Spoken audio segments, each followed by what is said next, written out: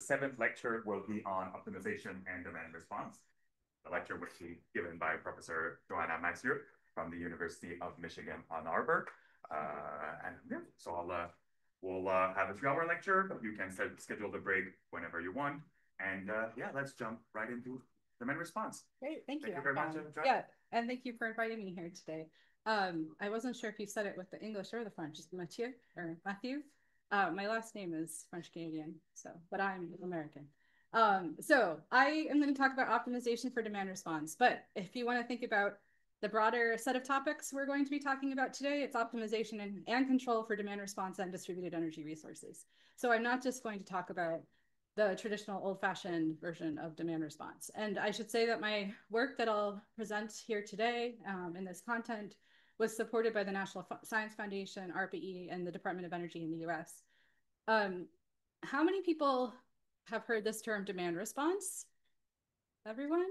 How many people have never heard this term and have no context for it? Well, okay, a couple of people. Okay, so I'm asking this question because we are going to talk a little bit about what it means. Because many of you have said that you know this term and you probably have a definition in your head for what this term is. But a lot of people don't agree on what it is. And so we're going to start with that today. So first, we're going to have a little bit of an interactive session where we're going to debate demand response. And then I'm going to tell you about demand response in the wild, meaning some specific implementations of demand response, including very advanced demand response that you might not have even think of as demand response. And then we'll talk about demand response of the future, meaning active research that's going on in this space now and important open problems. So if you're a student and looking for a new problem to work on, there's a lot in this space. Okay, so part 1, debating demand response. What I'm going to do is instead of giving you my definition, and I know several of you have said that you don't know what this term is, I'm not going to give you my definition to start. And I'm going to ask you if you think something is demand response or not. So I apologize to the few people who said that they haven't heard this term before, but I think you'll quickly learn what the others think about this and learn what the term is. And then we'll talk a lot about what it means. Okay, so demand response. Is this demand response? So example 1 is a grid operator sees the system frequency dropping rapidly. It disconnects the load to stabilize the frequency. Is this demand response? No. Why? It's like load shedding. And what makes those two different? This is in a critical grid situation to mitigate that. So demand response is more to avoid those situations. To avoid the situation in the first place, this is a critical situation. Anything else? It can still be a good service. It could be a great service. To respond to a certain signal. So for me, that could be demand response, just in a shorter time signal period. But here it's the grid operator that's taking the decision, right? The grid operator is taking the decision. Or it's not really a response from the demand side? Yes. The grid side? Yes. Okay, so how many people, this is a great conversation. And I think the key here is not everybody is going to agree on all of these points. So how many people, based on this conversation or based on what you already know, would agree that this is demand response? How many people would say this is not demand response? Okay, interesting. So personally, I would say this is not demand response, but it doesn't mean you're wrong if you voted the other way. Should this be demand response? So a utility company runs a thermostat program. Customers sign up to allow their thermostat set points to be changed in exchange for bill credits. The utility increases set points on a hot day, reducing the overall demand on the thermostats. Is this? Yeah? Yeah? Yes? Clearly? Anyone say no? You would say no. Why?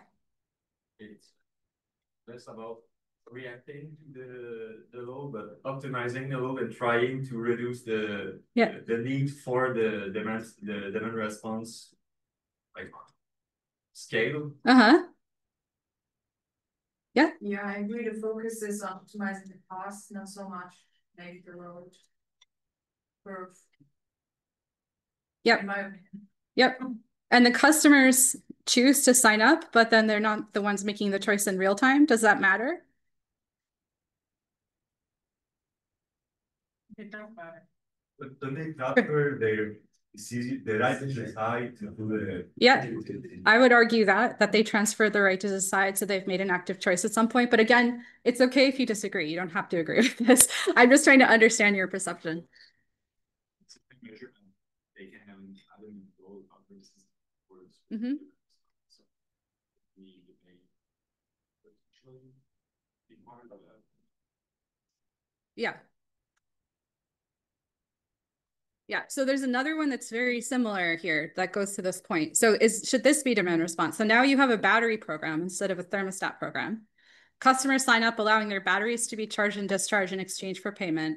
The utility charges batteries during periods of low demand and discharges them later during a period of high demand. Is this demand response? Yes, no, yes, okay, yes? No? Why yes?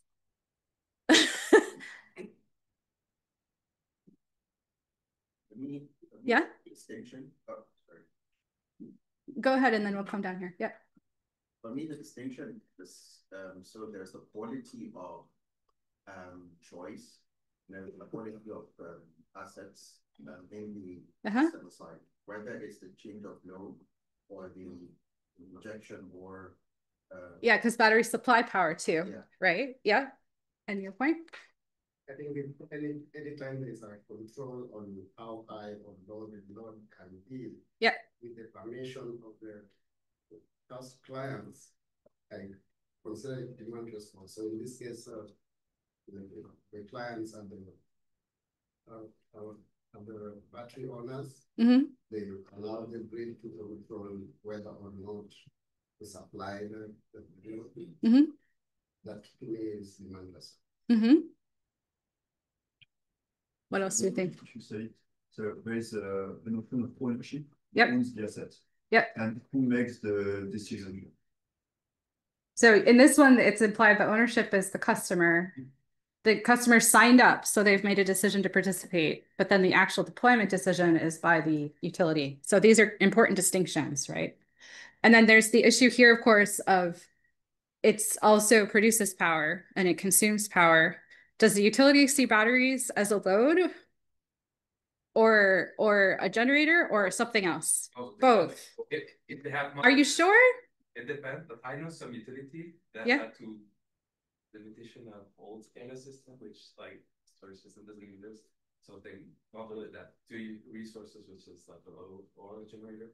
So let me ask the question again. If the utility owns a battery and puts it in its network, does it see it as a generator or a load or both? Okay, now don't answer that question yet. Now let me ask a different question.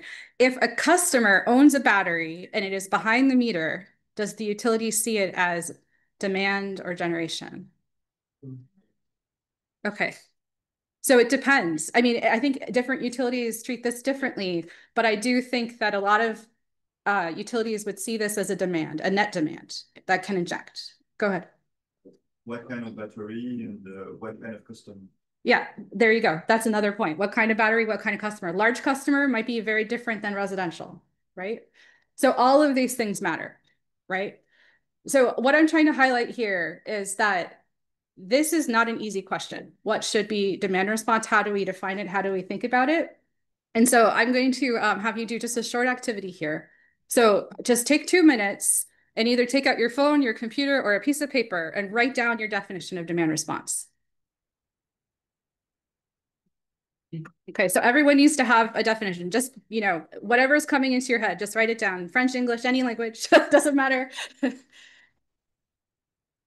All right. So now what I want you to do is talk to your neighbor. So one other person, share your definition. Okay, so if you're still talking, just a moment. I'm going to let you talk again in a second. Okay, I actually want you to form a larger group now. So talk to at least 4 people and converge on a definition. 4 people in a group. 3, 4, 5, it's fine. Just bring a large group. Okay, time's up. So let's bring it back together as a group. All right, so I want to hear some definitions. Let's take about 3 of them because I want to hear the diversity of definitions you came up with in this room. So who wants to volunteer to share their definition first? Okay, go ahead. Demand side, voluntary and control reaction for grid services. The client may transfer control to the utility. It can be node displacement or storage. The equipment must be owned by the client. And it's dynamic response. Dynamic. So dynamic meaning in time dependent yes. In response to yes. Yeah, the grid state. Okay, so you're including storage, you're including loads, dynamic, flexible, different resources. Okay, that's one definition. So we kind of agreed on one thing, that it was dependent on the grid operator's decision. Based on, for example, the grid situation, the load situation, they can adapt the power of their customers, and something has to be happening in the grid for the response. And it can be automated based on forecasts or a direct response to the events. But the focus was on the grid operator. Okay. Okay. Another one. Yep. So the customer owns the assets. Decision to use the asset is transferred to the utility, or the utility nudge the customer. Okay. So a hard or soft decision. Yeah. Yeah. For achieving various goals. Yep. And the customer receives something in exchange. Okay. That's great. I like all elements of these. I mean, you hit on many very important issues here. Does anyone have a definition that's very different or brings to light a different issue that has been raised? Yeah? We all said the same thing in different languages. Okay. Demand response is the management of electricity load to ensure electricity balance. The operator manages how consumers shift and use electricity to protect grid reliability. For example, through different pricing, time of use. Yeah. What about their point about reliability? So that the goal of demand response in your case is reliability. What do we think about that? It can be for other reasons than reliability. Yep. It's mainly for other reason normally. It's a big entity that want to reduce its cost on the market or stuff like costs. That. Yep. Then you could also have like clean emissions tags. Maybe. Emissions. Yep. Right. Often the definitions do include an explicit focus on reliability, and some of these other things are also in some definitions too. So again, everything is correct that you're saying, or let's say debatable at least, right? We can all include this, right? But I think the key here is we all have slightly different conceptions of what this is. And if you work in a utility company, if you're in Hydro-Quebec, you have your version of it. But if you talk to utility companies in a different part of the world, they might have a totally different take on this too, right? So just before I move on and actually tell you a little bit about what different places across the world do think of, I just want to know, was that process easy or hard? Very hard to come up to converge. It wasn't hard. At least in my perspective, we included more and more people, and we just added on. And you just tacked it. Okay. What if I said it could only be 20 words?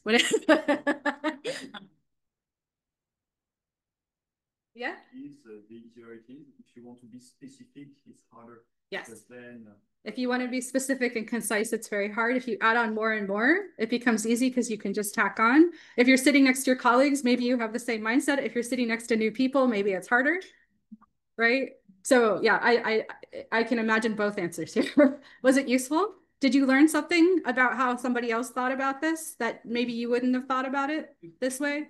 Okay. Some people, yes. Some people said no. I sat next to my colleague and we already think about it. Okay. Who's part of the demand response program? Who has enrolled in demand response? I'm not officially part, but you choose that you're part. I like it. That's free for employees. You should. I think it's free for everyone. But yeah, now it's free for everyone. You cannot lose. Okay, so I have time of use rates. Is that demand response? time of use. I have time of use rates that I react to. Is that demand response? So how many people, so that no offense to the Hydro-Quebec people, but how many people maybe who don't live here have an option to enroll in a demand response program, but choose not to? Perhaps nobody? Me. I have other programs where my utility controls my load, but I don't trust my utility. So there's also this other issue of trust. Again, that's why I'm not trying to say for folks here. I'm looking, yeah. Maybe also point. So I live in Germany and we barely have any smart meters or any controllability on the grid. So even if I wanted to participate, my meter is from 1950. So this is a good point. Do you need a meter to participate in demand response? They have these programs in France.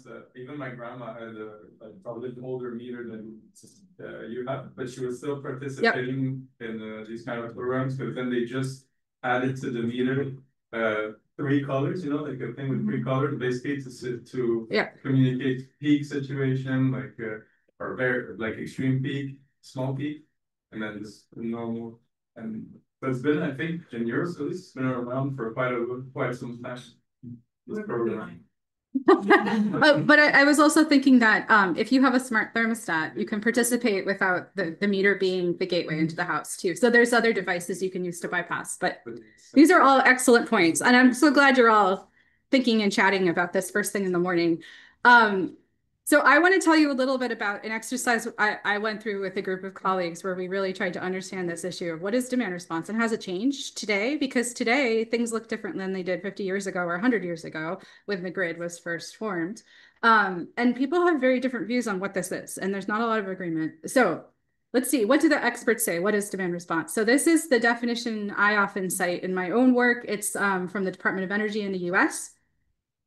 So demand response is a tariff or program established to motivate changes in electric use by end-use customers in response to changes in the price of electricity over time, or to give incentive payments designed to lower electricity use at times of high market prices or when the grid reliability is jeopardized. So it brings in reliability, it brings in prices.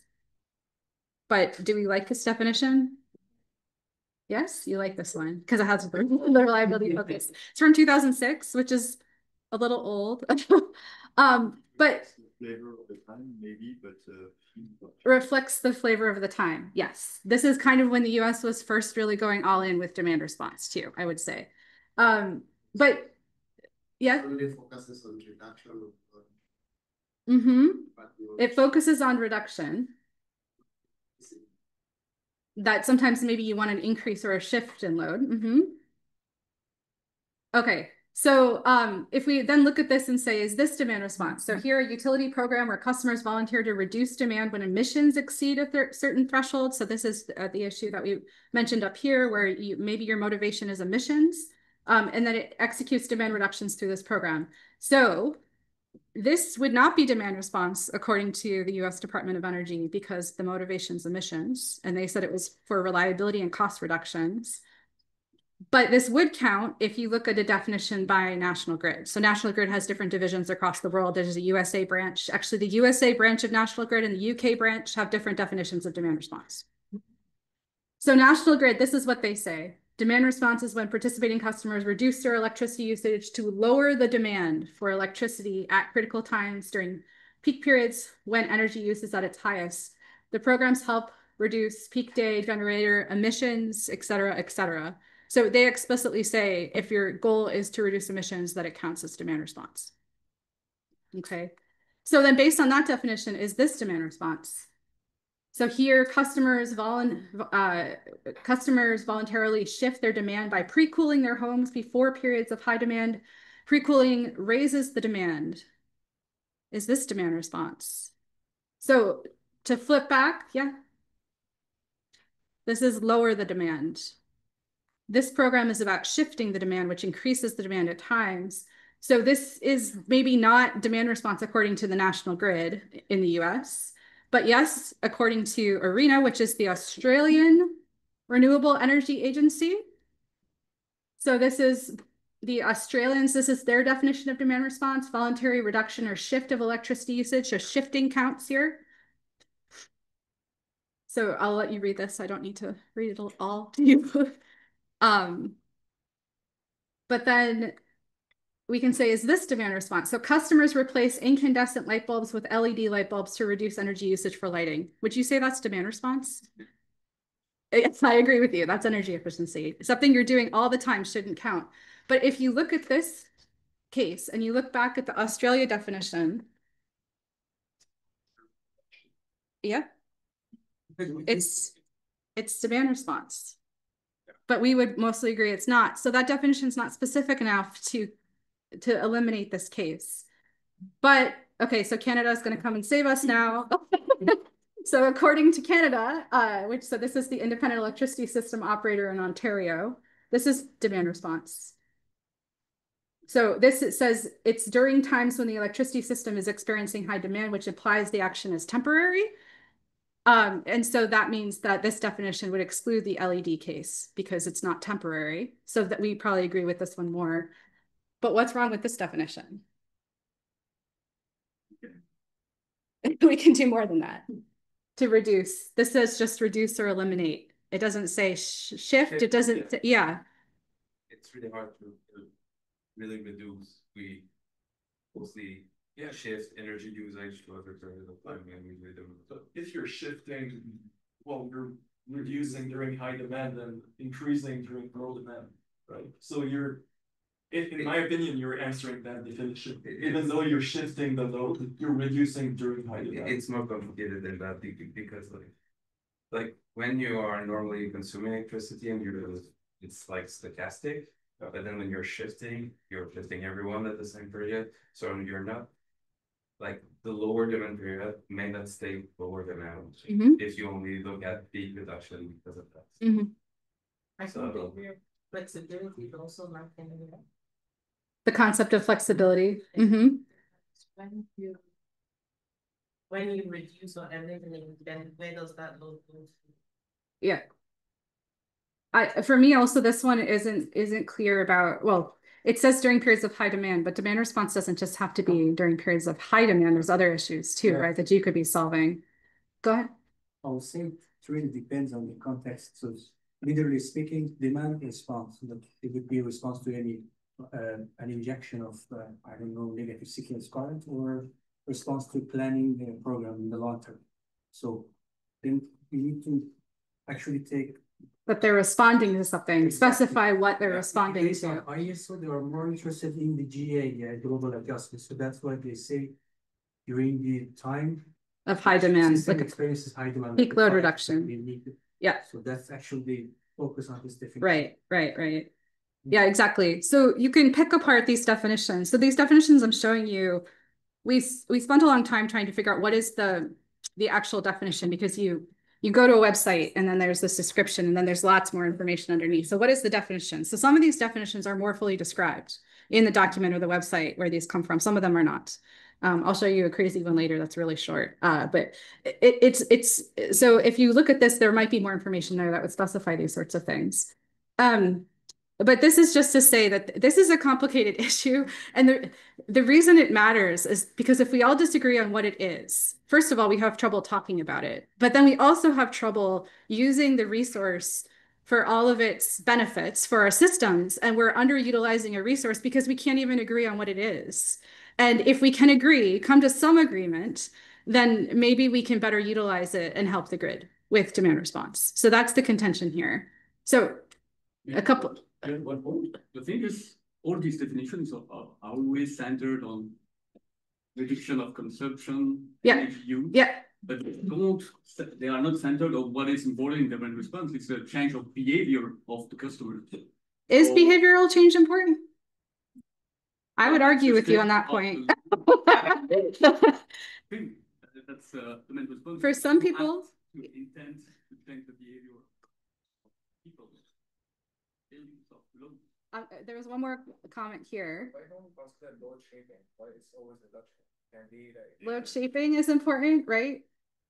Yeah. So that's like why those are those definition and the validation. Why don't we just take the definition that is the most beneficial? That's what we're gonna do. We're going to take the most beneficial definition, but it's not a matter of taking the best one. It's actually, we created a new one. I'll explain. Okay, so we had 3 years ago at the Power and Energy Society General Meeting, there were a group of us that came together and we were really frustrated because with all these DERs, distributed energy resources, we have trouble thinking what is demand response, what's not. What about this new utility program? Does it count or is it something new? Somebody's calling it demand flexibility. Somebody's calling it demand side management. Somebody's calling it a virtual power plant. What do all these things mean? Is it really just demand response that we're relabeling? So we brought together this group of people and said, let's figure out what it should be so that we can basically make it as broad as possible so that we can ensure that we're getting the most benefit from it and not argue about is this or is it not. Just we should do what helps the system, right, with demand. And so we wrote this paper, which recently got published in Transactions on Energy Markets Policy and Regulation. You see there's 13 authors up here, a lot of people debating this. If you want the paper, there's a QR code up there, but I'll also upload my slides afterwards so you can get a hold of this. It's already published on IEEE Explorer. But I want to highlight that we had very international representation. We also had, sorry, Canada. Yeah. So it was actually a task force. So you can blame Antoine for not showing up to the task force meeting and volunteering to represent Canada. We do have Australia, we have a US, we have a lot from Europe as well, different countries in Europe, and every place thinks about this differently. But we wanted to come to a common agreement on what should be a good technical definition for it that's agnostic to the policy setting in any particular country, but that we can all agree this is demand response and these things are not demand response. We had academics, government lab researchers, and also a couple people from industry as well. So Virtual Peaker, Gregory led a Virtual Peaker. So Virtual Peaker is a software as a service company in the US that basically provides software to aggregators and utility companies to enable demand response or DER integration. So, okay, so here's our proposed definition. You don't have to like it. You can throw tomatoes at it. But if you want to read it here, we'll read it together. So demand response is the actions of customer-sited energy resources located downstream of metering points to voluntarily, actively, and temporarily adjust their electricity production or consumption in response to signals, for example, commands, prices, measurements. Okay, so it looks really silly and stupid, but we spent 2 years agreeing on this, making as short as possible, as clear as possible, and technically defining demand response, again, outside of the context of the regulation and policy in any particular country or jurisdiction. The things that we thought were really important is they have to be customer assets, not utility assets. They have to be behind a meter so you can measure what they're doing. The response has to be voluntary, active, and temporary, but it doesn't have to be human behavioral. So it could be that you give the authority to the utility company. So you've chosen voluntarily to allow somebody to play with your thermostat, and now that they're going to do it for you. And it has to be a response to something, because that was an important point over here too, that you have to be responding. So something like a command, a price, or a measurement like a frequency you could respond to. Or it could be the utility telling you to do something, or it could be a price signal, but it could also be something else. These are just examples, but you have to be responding temporarily. Yes. I want to go back to your first example, what you just said. You said you would think it was the one response, but so normally like the breaker is owned by the industrial load, so they allow the utility to open the breaker because of the frequency system. So wouldn't that kind of be in line with what you just described? The breakers owned by industrial customers. They allow utility to open their breaker to shed some frequency deviation, which is if it's, I mean, I would call that demand response. Does it technically quite fit? Yeah, exactly. But I agree with your sentiment that this isn't, of course, perfect. And actually, in the paper, we spend a bunch of time talking about how there's these strange cases that are hard to know if it exactly fits or not, and we're never going to get it 100% right. Yeah. But I agree. Okay, so why a new definition? The idea of demand response has been around since the very first power systems over 100 years ago. Yes, Antoine. But one thing I'm not able to see if it fits in, as we discussed before, is batteries. I buy a battery to participate. Production and or consumption. So yes. It fits in. Yes. Also, curtailing solar PV, we decided fits. Okay. Because it's seen as net load, negative load. So we decided it does. Again, you don't have to agree. And it's not important that you do, actually.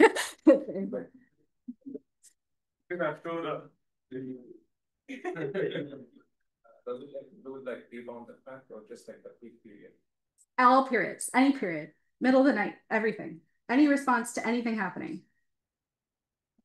Okay, so basically I gave you this context already that the system's changing a lot with restructuring electricity markets, focusing on more environmental issues, decarbonization, the shift from centralized to distributed resources, and demand response has not evolved in its concept over time. We need to look at this definition. But plus there's all these different definitions. I've already shared with you many of them. I'm going to show you a couple more. And there's all this confusing terminology that we said is demand response adjacent. So that's the virtual power plants, demand flexibility, demand side management, all of these terms. How do we distinguish them? So all of these definitions competing with each other, a clutter of related concepts can undermine the value because we can spend more of our time debating is this or is this not, versus just saying, is this a good value proposition for the grid? Should we try to implement a program that does this? And it becomes a problem for utility companies, at least in the US, they have energy efficiency programs, they have demand response programs. They have to be able to say, this isn't an energy efficiency program, this is a demand response program. So if and actually they don't work together enough. They should, but they don't work together enough already. And now if you propose a new program and somebody says that's not demand response, it doesn't check the box to the regulator to say we're implementing demand response if we do this new thing, okay? So there's this issue that you can't implement creative new things if they don't fit in the box. So let's define the box and make the box big so all the things could fit. Okay, so our goal, I've basically said that. So in the paper, we provide a survey of existing definitions across the world. We discuss the problems with those definitions.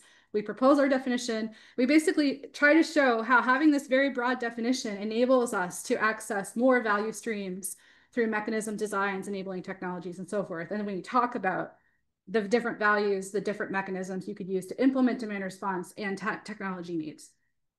And then we propose a research agenda. So just to show you, this is a comparison of different definitions across the world.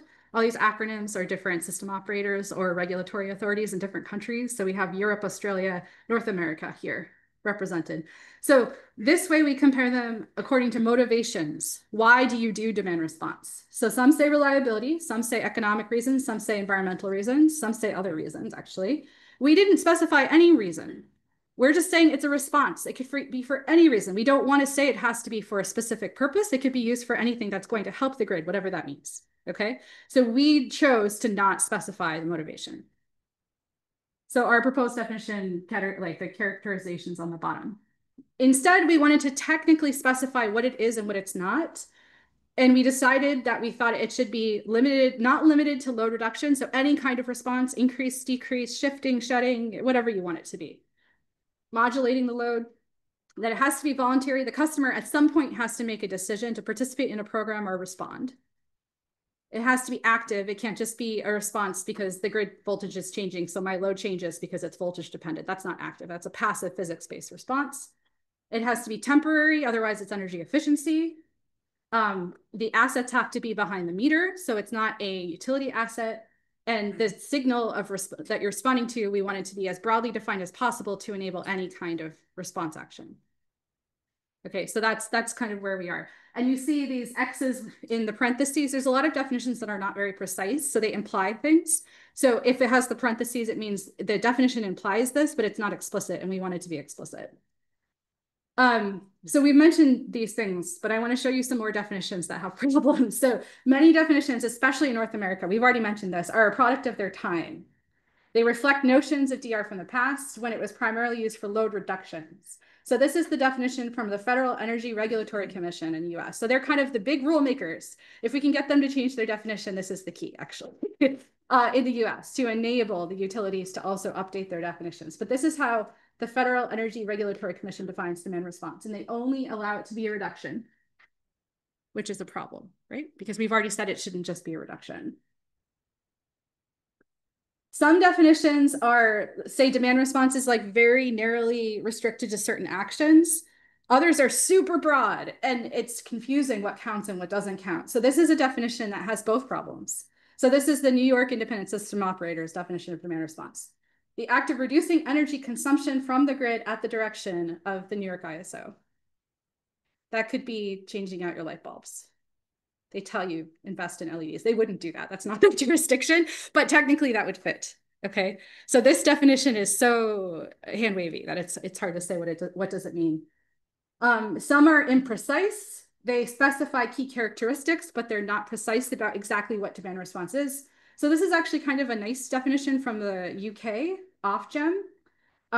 So they talk about demand response, actually they call it demand side response. They talk about enabling technologies, and you kind of read this and you kind of agree, but you're left with this fuzzy idea of what demand response is. I'll let you read it for a second.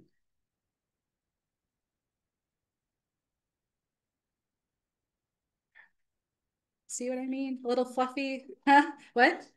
It doesn't feel like a definition, and we couldn't find anything better in all their documentation. Yeah, exactly. And then this is actually what I was just talking to Antoine about. With all these competing definitions, I got him to pay attention again. Oh, you're looking at Hydro-Quebec. Sorry, we didn't pull that. We also have folks on the team from different countries who pulled the definition in a different language and then translated it to English as precisely as they could so that we could very carefully compare. So there's also these issues that the translation affects your interpretation of the definition. So this is the key issue. If we don't agree on what it is, then we're always confused when we're talking to somebody. People will use this word and you're like, but what do you mean by that? For example, when I write a paper and I mention demand response in the paper, I have to explain to the authors what I mean by demand response because they might think of it as something different. And then when they write me comments back, they'll debate, is this demand response or not? So you end up spending a lot of time just arguing about whether it counts or not. Because I do a lot of work that other people would call distributed energy resources coordination or control.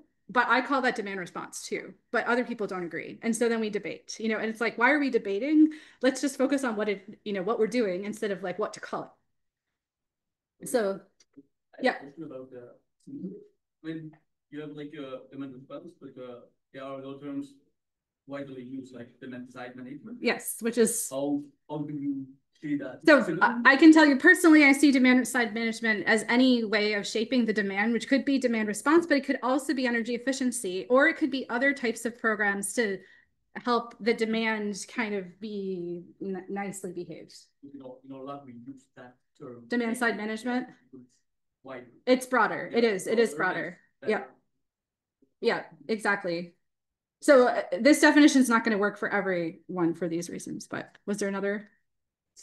Tell me, I was having this direct air capture plant, and the paper I wrote that it is helping with the demand response. And all the reviewers pushed back. Direct air capture. Yeah, I had to change the term to optimal load shifting because exactly. So you don't agree. It's still the same. Shifting load response to what's happening on the grid side. That's demand response. I would argue it is. I agree. Yeah, go ahead. Like academics and regulators love to make debating definitions. Do you find that like, in the utilities, like maybe they want to imply regulation? Do you find there's more clarity within them because they're speaking about how to improve the grid, or even within utilities, it still can get very debatable and sort of. My view is like in utilities, often this is specified in business practices and also by the regulators that you report to. So you don't have a lot of flexibility there. But if the regulators are defining it too narrowly, it might eliminate use cases that you could exploit. And that's where we need to like raise it up a level to say, what should it be so we can do more things and not be limited. That's the argument. I don't know if you're interested in Hydro-Quebec definition. Sure, go ahead. Yeah, please. This kind of stuff, so I did that. Oh, it's internal. What is it? It's pretty simple. It's these on the they put into action means to try to rationalize use of electricity by the clients, and it's not there. But see, that would be energy efficiency as well. Yeah. Yeah, yeah. I agree. Yeah. It's the internal dictionary, let's say. Yeah. So, okay. We can debate it as much as we can. No, but I'm glad you. I'm done. There's also more. There's more context. Symmetrical. But yeah, there's more context, but there's no temporary or. Yeah. So everything active, voluntary. Basically, on the rationalize the use of electricity. Rationalize. That might not be the best like English, the rationalized. I don't know how to think about that, but yeah. Okay, I'm almost done this first part of the class, and so then we can talk more during the break. But let me get through a few more things here. But I really appreciate the conversation because it seems like this is at least an engaging topic. So as I've mentioned, because of this issue with nobody agrees, everyone makes up their own term and then they use it in a paper and you're reading a paper and you're like, what is this new acronym that you've just invented for the first time? So here comes the acronyms, HCTA. Okay, so there's so much out there. We were brainstorming all the adjacent technology. I know this is really small, but there's like virtual power plant, there's DER, CER, VDR, DER. I mean, there's so much there, and it just becomes so annoying to have to keep track of all these things. And sometimes acronyms are used for multiple definitions too, right? So I'm sure I haven't thought of all the acronyms, but this is the English ones we could come up with. In particular, DERMS is really confusing to me. We use this DERMS in the US now, edge DERMS, grid DERMS, distributed energy management system, which seems to be just a way of managing demand response now. Okay, so here's the proposed definition again. I'm actually going to skip the group conversation here. I wanted you to look back at your definition and compare it to this one, but I'm going to have you do that during the break while over coffee because I want to just highlight a couple more things here. So final thoughts. Like I said, we don't have to agree. The debate's more important than agreement, but I think if we all can align with this idea that if we can better harness demand response and reap the benefits of doing so, all of our power infrastructure will benefit. And if that means better understanding and debating these things more openly so that we don't rule out useful things because they don't fit some narrow definition used by some regulator somewhere, then that would be better for the grid. Okay. This requires further research. There's a lot of really important research topics in this space. The paper itself outlines these. And so if you're a student looking for a research topic, look at the paper because we actually describe all of these different needs. So first, all the technical needs in terms of communication for demand response, enabling plug and play, standardization and interoperability, grid edge computing, integration with existing utility systems, architectures, models and forecasts.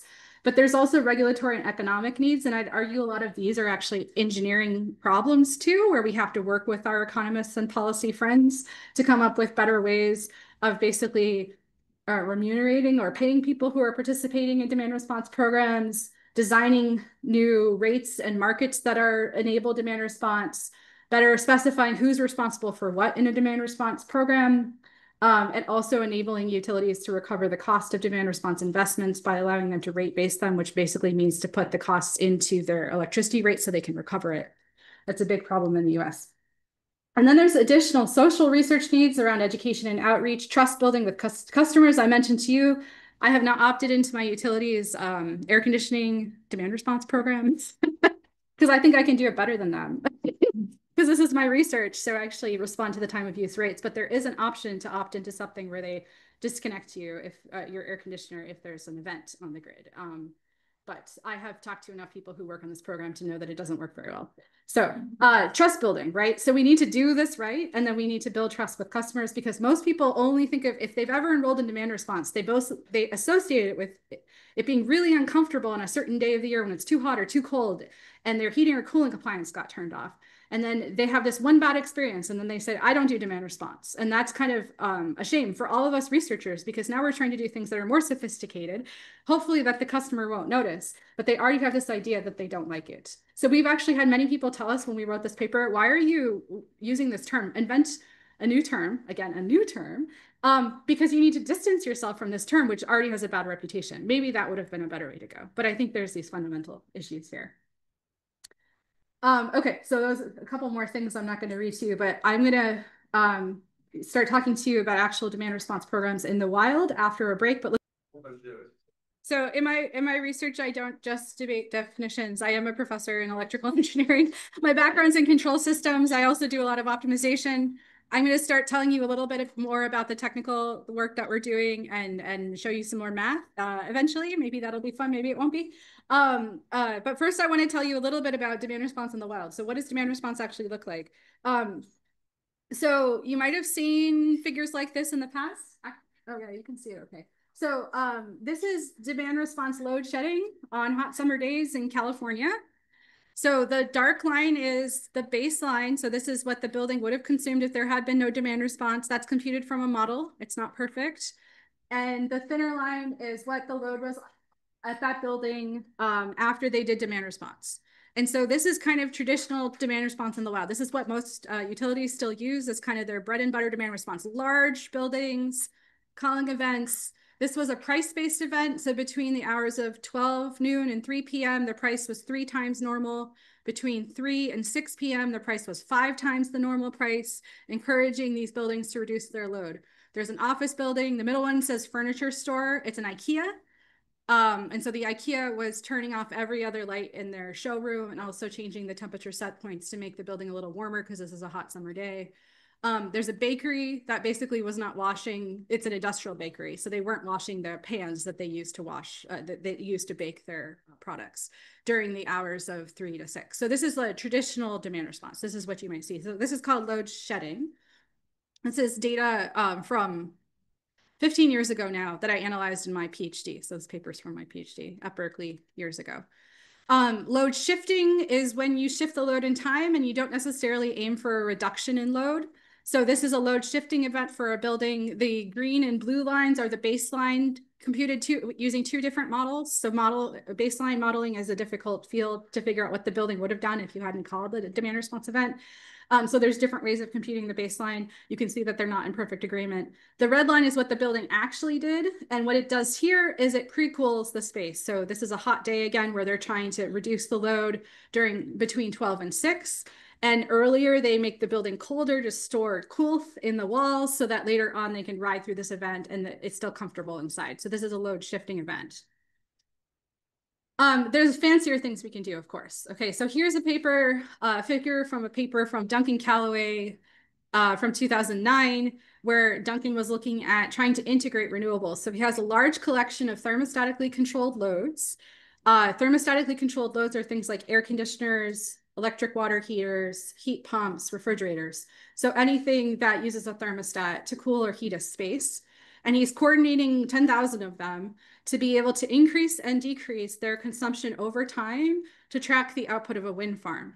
Okay, so you can imagine wind power is producing a certain amount and you want the loads to match that directly so that you're dealing with the variability of wind by imposing variability in load. Okay, so this is a fancier version of demand response. I would call this demand response. This is where people start saying, is this or is this not? It's kind of advanced control. I would still call this demand response, and it fits within our definition. Again, you don't have to agree. So this is actually, the previous one was from a paper. This is all simulation. But actually, we've been doing versions of this for a while in the US. So PJM is a system operator in the Mid-Atlantic region in the US. They had a water heater program where they would use these really big, strange-looking water heaters to basically track a frequency regulation signal. So frequency regulation is a signal that is balancing the mismatch between supply and demand, the part of basically the part of the demand you can't forecast. So you close the electricity markets and you dispatch the system to produce a certain amount of power, but you're not going to get it right, not exactly. And so there's this remaining amount that is the mismatch between supply and demand, and ancillary services cover that mismatch. Frequency regulation is sort of the fastest time scale response that is in the ancillary services markets in the US. So this signal is changing every 2 seconds in PJM. And what's happening here is the frequency regulation signal in red is what we're telling the water heaters to increase and decrease their consumption. And the water heater is going up and down, up and down. Now, this is a special water heater. It has a variable speed drive, so it can consume power in a continuous way. You can tell it to consume more power, less power, and it can go up and down freely. Is that like, how many people have electric water heaters in their home? Most people, yes. Is that how your water heater works? We tried it. You tried it? Yeah, but public health service stuff about it. Oh, okay. Why? It was... Didn't maintain the temperature accurately? It was more because we went a bit further. We also used the frequency as a missile signal to do full stoppage. To turn, that okay. was the part that with the technology, they wanted the water heater to be redesigned to limit the Legionnaires risk. I don't know the name of the... Legionnaires disease? Yeah. But now I have someone from the military might be more equipped now. They relaunch it and they redesign it, but there is no more frequency regulation. It's just emergency turn off. Peak demand modulation. Okay. Through Wi-Fi. I see. I see. But we had a big project. I had a colleague who presented a paper in conference. That's great. So this has been attempted here, and it's been attempted in the US. And with this variable speed drive device, you can do this sort of thing where you can have everyone individually track these signals. But an issue is that the vast majority of thermostatically controlled loads, so again, this includes heat pumps, air conditioners, refrigerators, water heaters, are not variable speed. They're single speed. So that means they turn on and off, and that's how they regulate temperature in your house. So let me show you how that works. So if you have a thermostatically controlled load that's on and off, imagine an air conditioner, because we talk about air conditioner control a lot in the US because it's warm. So this axis is temperature, and then the other axis is on-off mode, so it's state. So here you can imagine an air conditioner. So the house is getting warmer and warmer. So this line is getting higher and higher, so higher temperature. So you get to the top of this band, and you say it's too hot. Turn on the air conditioner. So it turns on and moves to the on state. And then the air conditioner is on, it cools your house until it becomes a little too cold, and then you turn it off again. So theta set is the temperature set point, but your house is actually modulating temperature at that temperature plus or minus a degree or two, depending on how your thermostat works, right? So 20, what is the Celsius? Sorry, 22. Okay, so it's like 22 plus or minus 1, okay? Something like this, you set your house to. But you don't actually specify the width of that band. It's part of the thermostat. And so it's just cycling around here. This is called a hysteretic controller. It's embedded in your thermostat. It's doing this all the time. But what this means is that if you look at the power, it's pulsing. So it's on, it's off, it's on, it's off all day. So now imagine trying to track a frequency regulation signal. So think about the other plot where I was trying to make the power go up and down and up and down. It can't do that. All it can do is up, down, up, down. Okay, so that's all it can do. But there's still flexibility here in terms of power consumption. What can I do to change the power consumption of this thermostat? Change the what? The on and off threshold. Change the on and off threshold. So make this box wider, narrower, shift it. Right. So if I shift the box, it's like I'm changing the temperature set point. If I make the box wider and narrower, I'm changing the width of this dead band. That is what it's usually called. So for instance, I could say, okay, the house is warming up. The air conditioner is off. But before I get to the upper bound, I'm going to turn it on a little bit early. And that's fine. Not usually a problem, but it starts to consume power a little bit early. And then I can bring the temperature in the home down. And before I hit the other band, I could turn it off a little early. So why would I do that? Well, maybe I want to turn it on a little early because there's more solar or wind in the system that I didn't expect. So I want to actually increase consumption, but then that goes away and I want to decrease consumption. So I can basically change the size of these pulses. I can't change their height, but the width I can change, and I can shift them in time.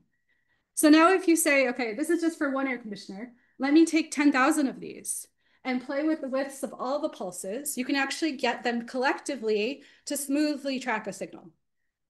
So what that looks like is this. So here's a very little picture, I guess, of a feedback control, a block diagram using a bunch of thermostatically controlled loads. So I have a controller that takes in the balancing signal. So in this case, a frequency regulation signal, AGC signal, from the system operator, decides how to control all of these different thermostatically controlled loads to have their power consumption track balancing signal. And so ideally, we would move from the uncontrollable loads, which, when I'm not controlling them, they consume some power. Now I want to be able to increase and decrease that power to track that signal. The energy consumption is about the same. So if you take the integral under any of these curves, it's about the same. I'm not increasing the demand. I'm not decreasing the demand in net over the day, but I'm shifting when it's happening. And I'm doing that by basically cleverly aligning all the pulses from many different TCLs. So that's how this kind of control could work. So 2 options: change the temperature set point for everyone, or change when you're switching them on off control. What's the benefit of on-off control instead of changing the temperature set point? No discomfort for the user. Yes, no discomfort, because we're not playing with their set point. They're still seeing exactly the same temperatures that they otherwise would see. It's always in this range that was specified already. So they shouldn't notice anything. But what's the drawback of that? Why would it be maybe easier to do temperature set point control? You feel that your action. Less control in the amplitude. You mean because you're changing the set point, but you're still letting the thermostat do its thing. So hopefully it'll be okay. Yeah. It's more compatible with the infrastructure for sure. So it's much easier to send out a new temperature set point than actually telling the compressor for your air conditioner to shut off.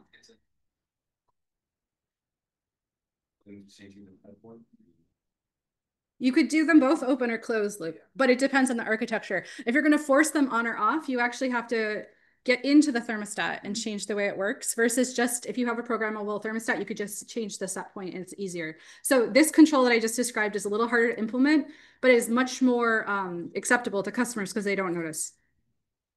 Yep.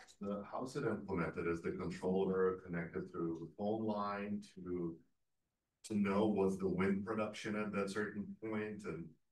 And in this case, imagine that, well, actually, let me get to it because I think I have here. How is it implemented? So what I'm assuming here is you have an aggregator. So a company, it could be a utility company actually, or it could be a third-party aggregator that's not affiliated with the utility companies.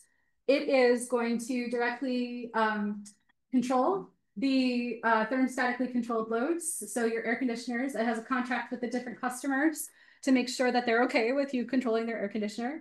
And then it offers to the market operator ancillary services, in this case, frequency regulation, and it's dispatched to provide this. So the market operator could be this Ontario market operator, or it could be New England ISO, New York ISO, whomever. The aggregator could be, again, the utility or a company. The consumers are just homes, and the TCL is their air conditioner. Okay, so how does this work? Well, it depends on the architecture we set up between the aggregator and the consumer. So in our case, I'm going to work with air conditioners. So I'm going to directly talk to the thermostats in the home and then send the signal through there. And communicating thermostats. The most interesting, we were talking with people at AMO, and they basically changed the code. So every HVAC had to have a universal connector. So any third party could connect and control it the same way. That's ideal. So that was where? AEMO? Australia. Yeah. They did that for, I think, pool pump. Yes. And they were. Yes. So interoperability is key in this space because if you decide to work with thermostats and you don't enforce interoperability, you're having to make a connection through every thermostat manufacturer's system, and that becomes a problem. I'll tell you more about how we got around that in our case. We were trying to work through Nest thermostats, and this did not work. Yes. Yeah.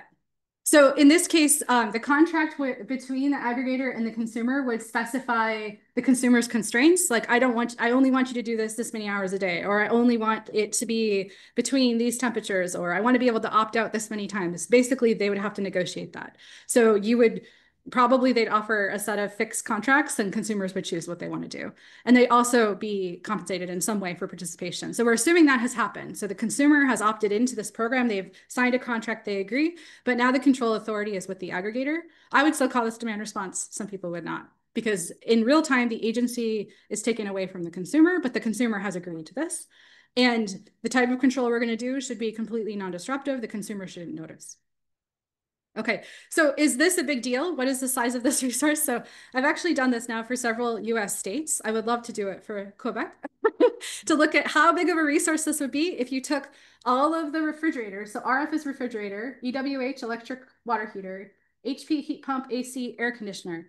So if you take them all throughout this entire state of Michigan in this case, and look at how much power capacity, how much can you modulate the power, how much energy capacity, how much energy can you store in thermal energy in these devices over a whole year. Okay, so at every hour of the year, the capacity is different because you have a different set of appliances connected. So for instance, the yellow corresponds to air conditioning. So why does it only show up then? Summer. Exactly. So the air conditioners are only available in the summer. They have a very large power capacity. It turns out they have a pretty small energy capacity, which is interesting. Where are the heat pumps? Almost not there at all. They're in the winter. and they're tiny because we just don't have a lot of heat pumps in the state of Michigan. Probably it's the case in many parts of Canada too, but hopefully more soon. But the refrigerators and water heaters, they show up all year. They're amazing because they're always operating, right? So it actually turns out that refrigerators have an enormous energy capacity because they can store thermal energy really well, but a tiny power capacity because they don't consume much power when they're on. Okay, so you have these sorts of trade-offs. But the reason to show you this is to say this is a decent size resource. Okay, so you're looking at energy capacities 3 to 4 gigawatt hours, pretty big, right? And then power capacities, I mean, up to 12, but only in the summer. Otherwise, pretty small, 5. But it gives you a sense that, like, if you take all of these resources, it's a pretty big battery. Okay, so and you can compare these resources to a battery. It's a thermal battery instead of a chemical battery, but it basically is like a battery. Okay, so we had a project. Yes. The previous graph. Yes. How do you assess like the energy capacity in a refrigerator? It's dependent on the temperature. You have like really narrow range where you can operate. Yeah, you have a couple degrees you can operate. We're doing the same with the homes where it's just a couple of degrees because you're confining it to this very narrow band.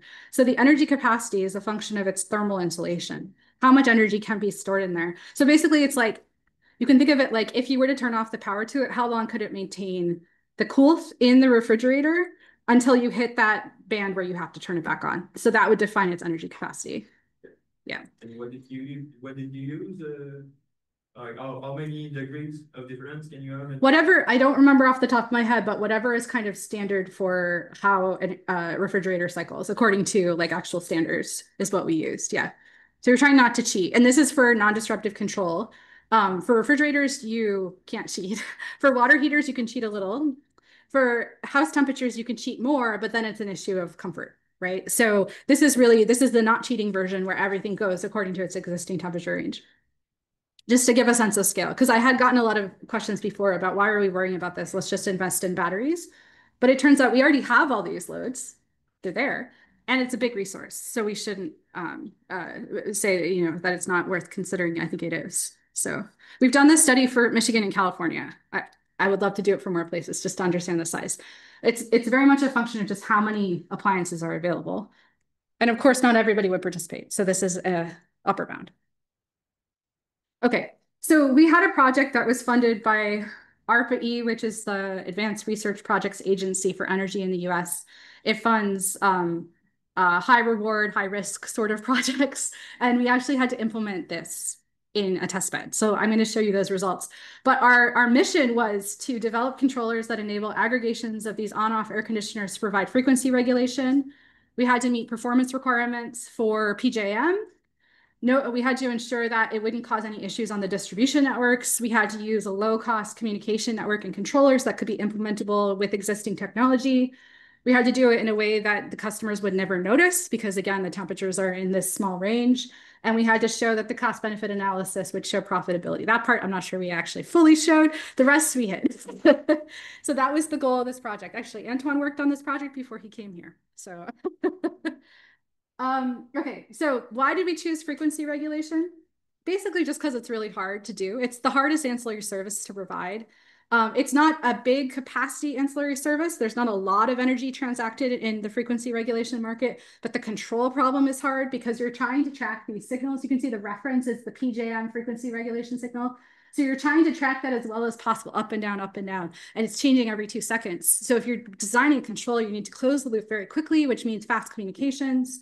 And also it requires coordination amongst the loads. It's not like you can measure frequency at the plug and respond to it. A frequency regulation similar to secondary frequency control. What do you call it here? Automatic generation control? No, like it's a really bad one called like load frequency power regulation, but okay. it kind of it's the same. It's fuzzy with primary regulation. So okay.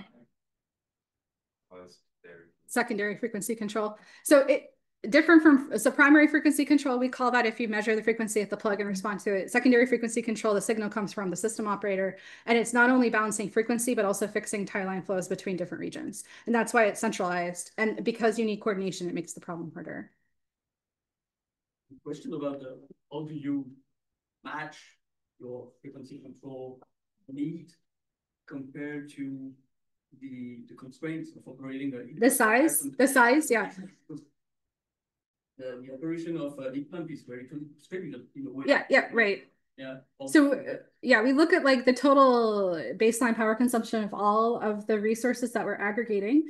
And then we offer a percentage of that because we don't want to modulate the entire resource. But at any given time, some of them might be disconnected or opting out. So maybe we do, like we say that they would consume this much power if they were all on. We're going to do 10% of that. So up and down 10%. That's a little bit of an art to figure out how much to bid. But the bidding process is also really interesting. How much to bid and how much to ask for in terms of money to provide it. Here, we're just saying we're just going to provide, I think, 10 or 20% of the power that they consume. Can you guarantee? No, you can't guarantee. No, you can't guarantee. But nobody can. Generators can't guarantee either, frankly. I mean, they could go offline too, right? So there's always risk. Yes. But so we wanted to demonstrate frequency regulation here in part because we thought if we could show frequency regulation, we could provide any ancillary service because it's the hardest. So what we did was we built 3 test beds. We had a simulation test bed with an arbitrary number of air conditioners. I say 1,000 here because that's usually about the right size that we want to play with. It included a distribution network model, a communications network model, and we spent some time trying to make sure that these actually represent real air conditioners, including their dynamics and their fast timescale dynamics like inrush current, voltage dependency of their power consumption, temperature dependency of their power consumption. So we were trying to be very accurate. I'll actually show you later. We have a GitHub repo with all of our code, including our testbed, if you want to play with it. So you can download that. We designed an experimental testbed at Los Alamos National Lab. So we built 20 real model houses with actual air conditioners. And it's a little hard to see what's going on here, but each tiny white box is the air conditioner. The blue boxes are model homes. They're stacked on top of each other just for space. So it's like an apartment building. And they're on these pallets so that we can actually control these air conditioners, switch them on and off. And internally, we have water heaters that acted as like internal heat gains, like as if people were inside. And then this is in a big research-based space where we couldn't actually control the temperature outside of it. But when we wanted to heat it up to make it a really hot day, we would just cycle the air conditioners over and over until it made this warehouse really hot. And then we could have kind of a simulation of what it would be like on a hot day. So it was pretty neat. And this thing still exists. So if you ever have needs for a test bed, that has a bunch of air conditioners, physical ones, and you want to test a controller, I can tell you who to contact, and they still want to use it for stuff. So it's pretty neat. And then we engaged 100 real homes in Austin, Texas with our partners at Pecan Street, which is a small non-for-profit there that works on demonstration projects around energy. And we actually outfitted the homes with controllers that would enable us to send signals to their actual compressors, and we did field tests with them. We used the field test data to validate the experimental testbed and the simulation testbed. A cool thing too is because we had an experimental testbed, we were able to run experiments that were very aggressive that you wouldn't want to do in real life. Like you wouldn't want to bother these people in Austin, Texas this much, but you could run these really aggressive experiments at the experimental testbed and really push the system hard. And we learned things from that we then actually integrated into our simulation testbed. So we used the experimental one to validate the simulation one as well. So it was neat to have all of these different places to play with this. And then what we could do is if we wanted to control, say we wanted in the field test bed to control 1,000 air conditioners, we only had 100. So we would do 1,000 real ones combined with some simulated ones. So we did this hardware in the loop experiment where some were virtual and some were physical, collectively doing frequency regulation together to make the population an arbitrary size, because 100 is not really enough to do frequency regulation. We could also couple the simulation testbed and the experimental testbed. So we were doing this to increase the size of the population with simulated and physical ones. And here's a little bit more about how that integration looked between the simulation and the field. So the simulated system had these high fidelity models. And then we had a controller talking to them. And we also had a controller talking through the cloud to the field system, where we're sending controlled commands and we're taking measurements of temperature and power back from actual physical houses. Our paper was recently accepted in Transactions on Smart Grid, so it shows you this whole setup in our results. Okay, so let's do a quick activity here. So control design. So how do we control these things? Our goal, so if I just think about myself as a control engineer, I want to track a signal. In this case, it's a frequency regulation signal. It's specified in terms of power. The consumption of the air conditioners collectively has to follow this power signal. And I have to do that as well as possible, or at least well enough to satisfy some criteria set by a system operator. I have constraints. I need to keep the houses within this narrow band that I was mentioning before. I can't go outside of that, or I have to try not to at least.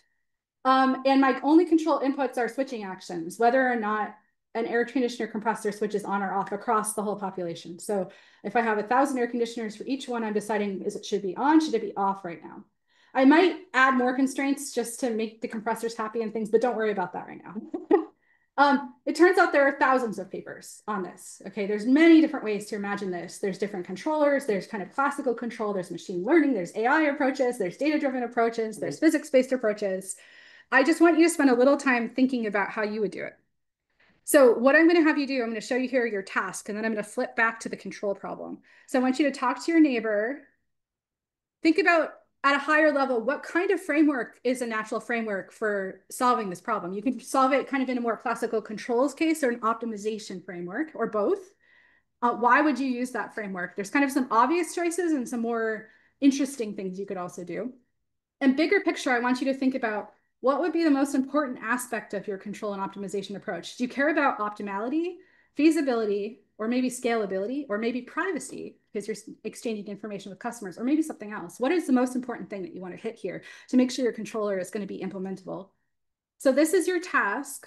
So before I let you go, this is the design problem. Should I leave this slide or the other slide up? I should have put them together. This one. Okay, I'm going to switch. So I'm going to come back to this one in just a second. And then this is your task. Read that one more time, and then I'll switch back to the problem. Okay, and I'm going to give you about 5 minutes. I don't need you to write down the problem. I want you to talk about the framework you would use to solve it and what is important when you frame it. Is it optimality, feasibility, et cetera, okay, or something else? So 5 minutes to do that. Okay, going back. Go. Form groups of 2 to 4.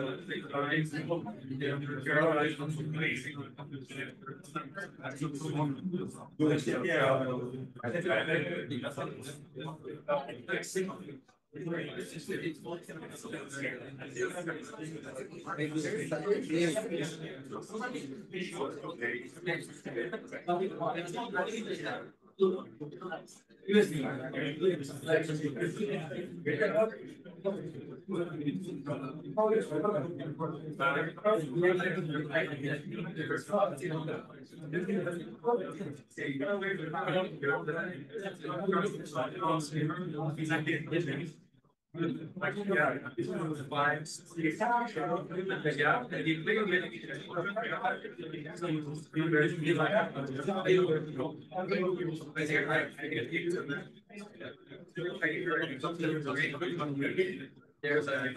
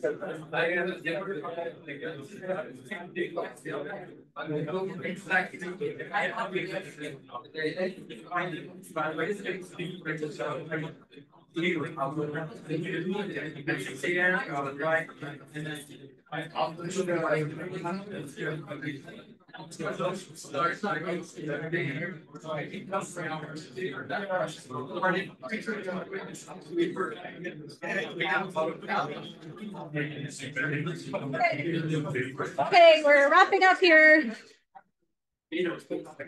Okay, let's come back to it. Thanks for having a very robust conversation.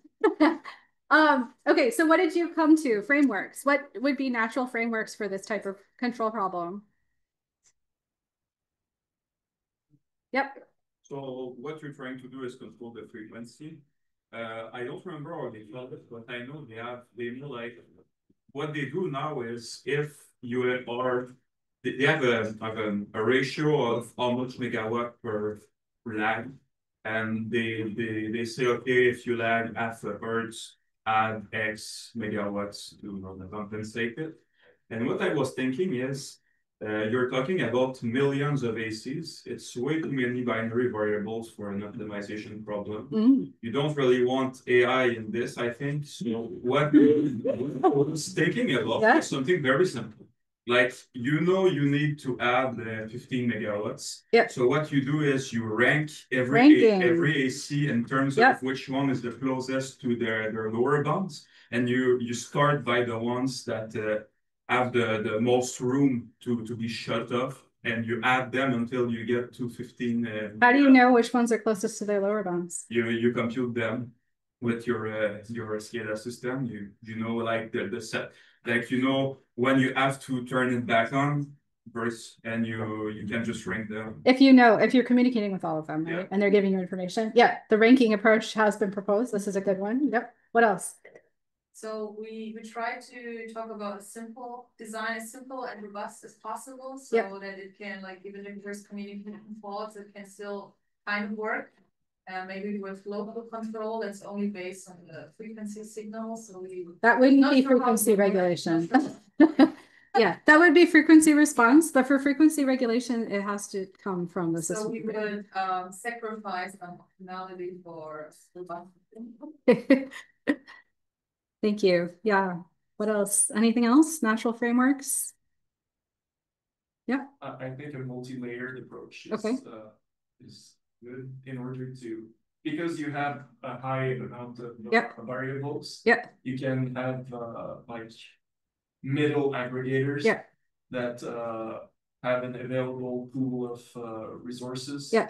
So that way you can split the problem into you can parallel parallelize the so have different aggregators or different computational nodes deal with like 1,000 instead of 1,000,000 or something. Yes. That's true.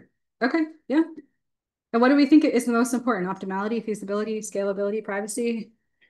All of them. Feasibility, staying within those temperature bounds as closely as possible, not upsetting people. If I'm the ISO, I want it to track as much as possible. Performance, so optimality. Yep. If I'm the aggregator, I want to respect the conference setting because I want to be able to stay in the program. Feasibility. Yep. So there's this tension between optimality and feasibility. And we've said scalability is really hard for this problem, right? I feel like feasibility is way more important in the beginning, because if you're optimal but you don't respect the constraints, then people are gonna stop trusting your controls. Right. And then it's gonna be very, very hard to get them back into the program. Right. If you're not optimal but you're feasible from the get-go, then you can gradually increase your optimality and increase the gains. But even if you're optimal from the get-go but you don't respect the constraints, if you increase gradually feasibility, you won't have anyone to be optimal. Yes.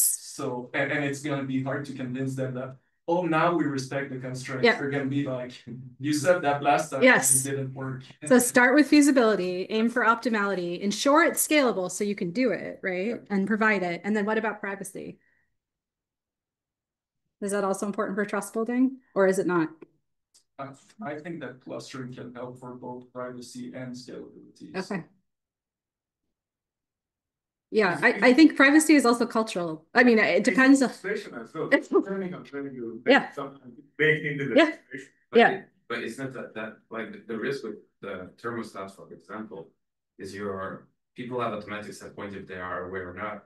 By centralizing this data, that people could know if you're not at home. Yes. So that's like one of the big privacy concerns with this kind of data. Right. You can easily see if someone is there or not. Right. Exactly. Okay. So one more. The aggregators would be able to know whether the person is at home or not, or well, it depends on what data they collect. But if you design an architecture, control architecture, where you need to know their set points and all this information and you're communicating it, then the aggregator could know. Somebody else could break into the system and also know. Maybe if you design a system where you don't need those measurements, it reduces the chance of a privacy leak. But I'm not advocating for one or the other. It's just important considerations. I think that's crucial. Like you can act in frequency wherever you are. You're not. They're still good. But if it feels like a voltage control algorithm, then your injection point is important. So you can move someone's there. It's local. Yep. So right. Yeah, exactly. So there's no right way to do this, but these are the considerations we have. And then a lot of the issues you brought up about how do I scale this? Do I make it hierarchical? Do I do rankings? But then how do I get the information to do the rankings? These are the issues that people discuss. So there's a lot of different controller designs. I'm going to talk to you about 3 of them. We actually, in our project, we just said we don't want to just test our favorite controller. We're going to compare 3 different controllers from different fields to see how they behave on our actual physical system. And so the first one we selected is called Packetized Energy Management. There was actually a company called Packetized Energy in Burlington, Vermont, your neighbors, and that was recently bought by Energy Hub, but they were actually deploying this in practice. And the idea here is it's a bottom-up control approach where if a TCL or an air conditioner in this case needs to turn on, it would start to send requests to a central server saying, I need to turn on, I need to turn on. It's a little more complicated than that because the request wouldn't just be binary, but it'd be based on a distribution that would be a function of how close they were to needing to turn on. So the more they need to turn on, the more active they are in sending these requests. So they only request when they need it. And then the central packetized energy controller then gets all these requests. They're anonymous. And then they approve a set of them. And then those end up getting allowed to turn on. And then the air conditioner can consume. If the air conditioner gets to the end of its deadband, meaning it's too hot, it just turns on automatically. So they play this game until they have to turn on. So that guarantees comfort, but also allows an aggregator to have a little control over when things are turning on. And with that, you can match a trajectory. It requires every device to be able to request to a central server, and it requires the central server to be able to tell specific devices to turn on, but it's anonymous. So there's privacy preserved there. Do we like it? Do we not like it? What do we think about this one? Yeah. Maybe a question about the conflict between the different resources providing frequency control. I mean, there are primary strategies that are maybe in conflict with what you are going to do in the coming seconds, hours with the loads. How is it managed? So in that case, that would be on the consumer in a bottom-up way to manage it, to decide if I'm going to request or not.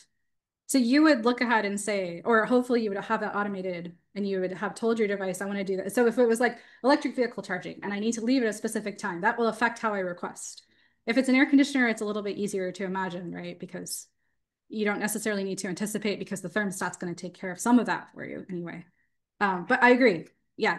But it's on you to decide when to request, and the central server is just deciding to approve or reject. It doesn't have a lot of intelligence. Yep. Yep. Would they everything frequency regulation or also economic dispatch? Everything. Yeah, everything. In fact, they did a lot with batteries and heat pumps on slower timescales, like on 5-minute energy markets timescales, and different utility products. So they weren't even in the market.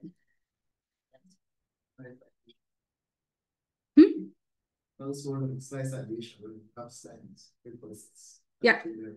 They modeled this after, so this packetized approach, they were thinking of it more like an internet problem where you're trying to route. But a lot of the criticisms include like, why is energy doesn't have to be packetized? You don't have, it's not discrete in the same way. So why do we have to think of it that way? I mean, but they've actually implemented this in practice. It works. I mean, Energy Hub uses it.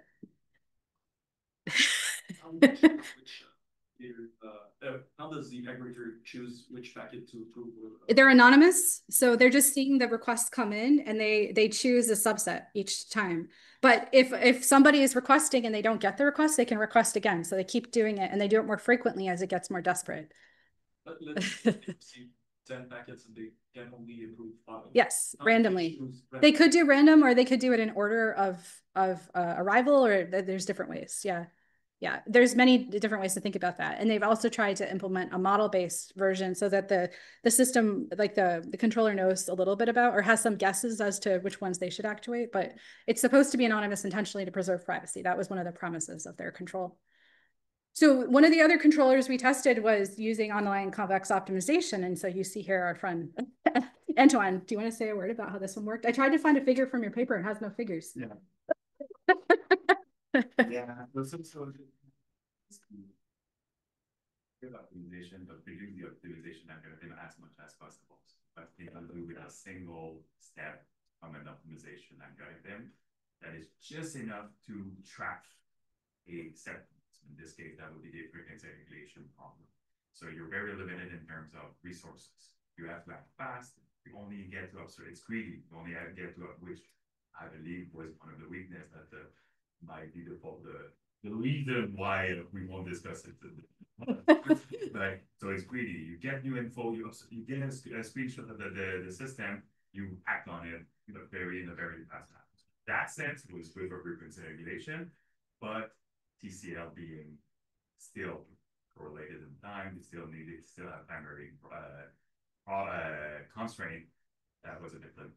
Mm-hmm. Get new information, compute very quickly a new decision, but based on optimization, and then repeat this. Mm-hmm. So this is a top-down approach. The aggregator knows a lot and has a lot of information and is doing the optimization and then telling resources to switch on and off. So the one we actually ended up implementing the most completely in our field tests were one that I actually worked on in my PhD.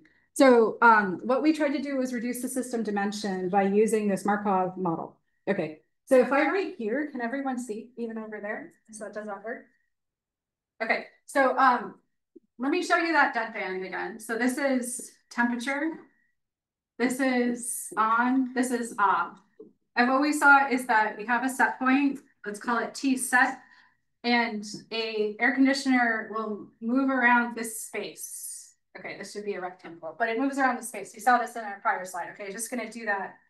So if I want to know what an air conditioner is doing, one way I can model this, I can write down an ODE that also has a switch state to describe the dynamics of this. So I have a differential equation model, but I can also use a Markov model and instead split this up into different discrete states.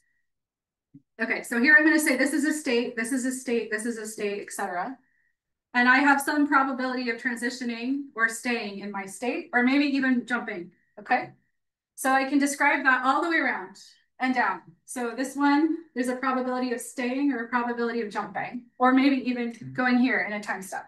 So I discretize time, I discretize states, and I can describe this transition. And you could say, well, that makes it more complicated, right? I have a TCL, now it's jumping. It's not just sliding, which is what it actually would do. But the cool thing about this is I can now aggregate. I can take 10,000 TCLs, and I can describe where each of them is in this space if I normalize their deadbands. So now I'm imposing all the deadbands on top of each other.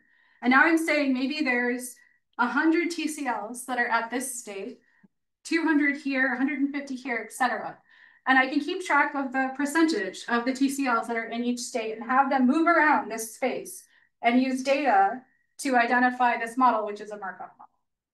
And the cool thing about that is now I have one Markov model for this whole aggregation, and the size of the model is a function of how much I discretize this. So I'll have each of these be a state, and I choose the discretization. If you choose to discretize more, you have a larger system, discretize less, smaller system. It depends on how precisely you want to know where it is. So then imagine a case where I want to switch some of the loads off. How would I target the control?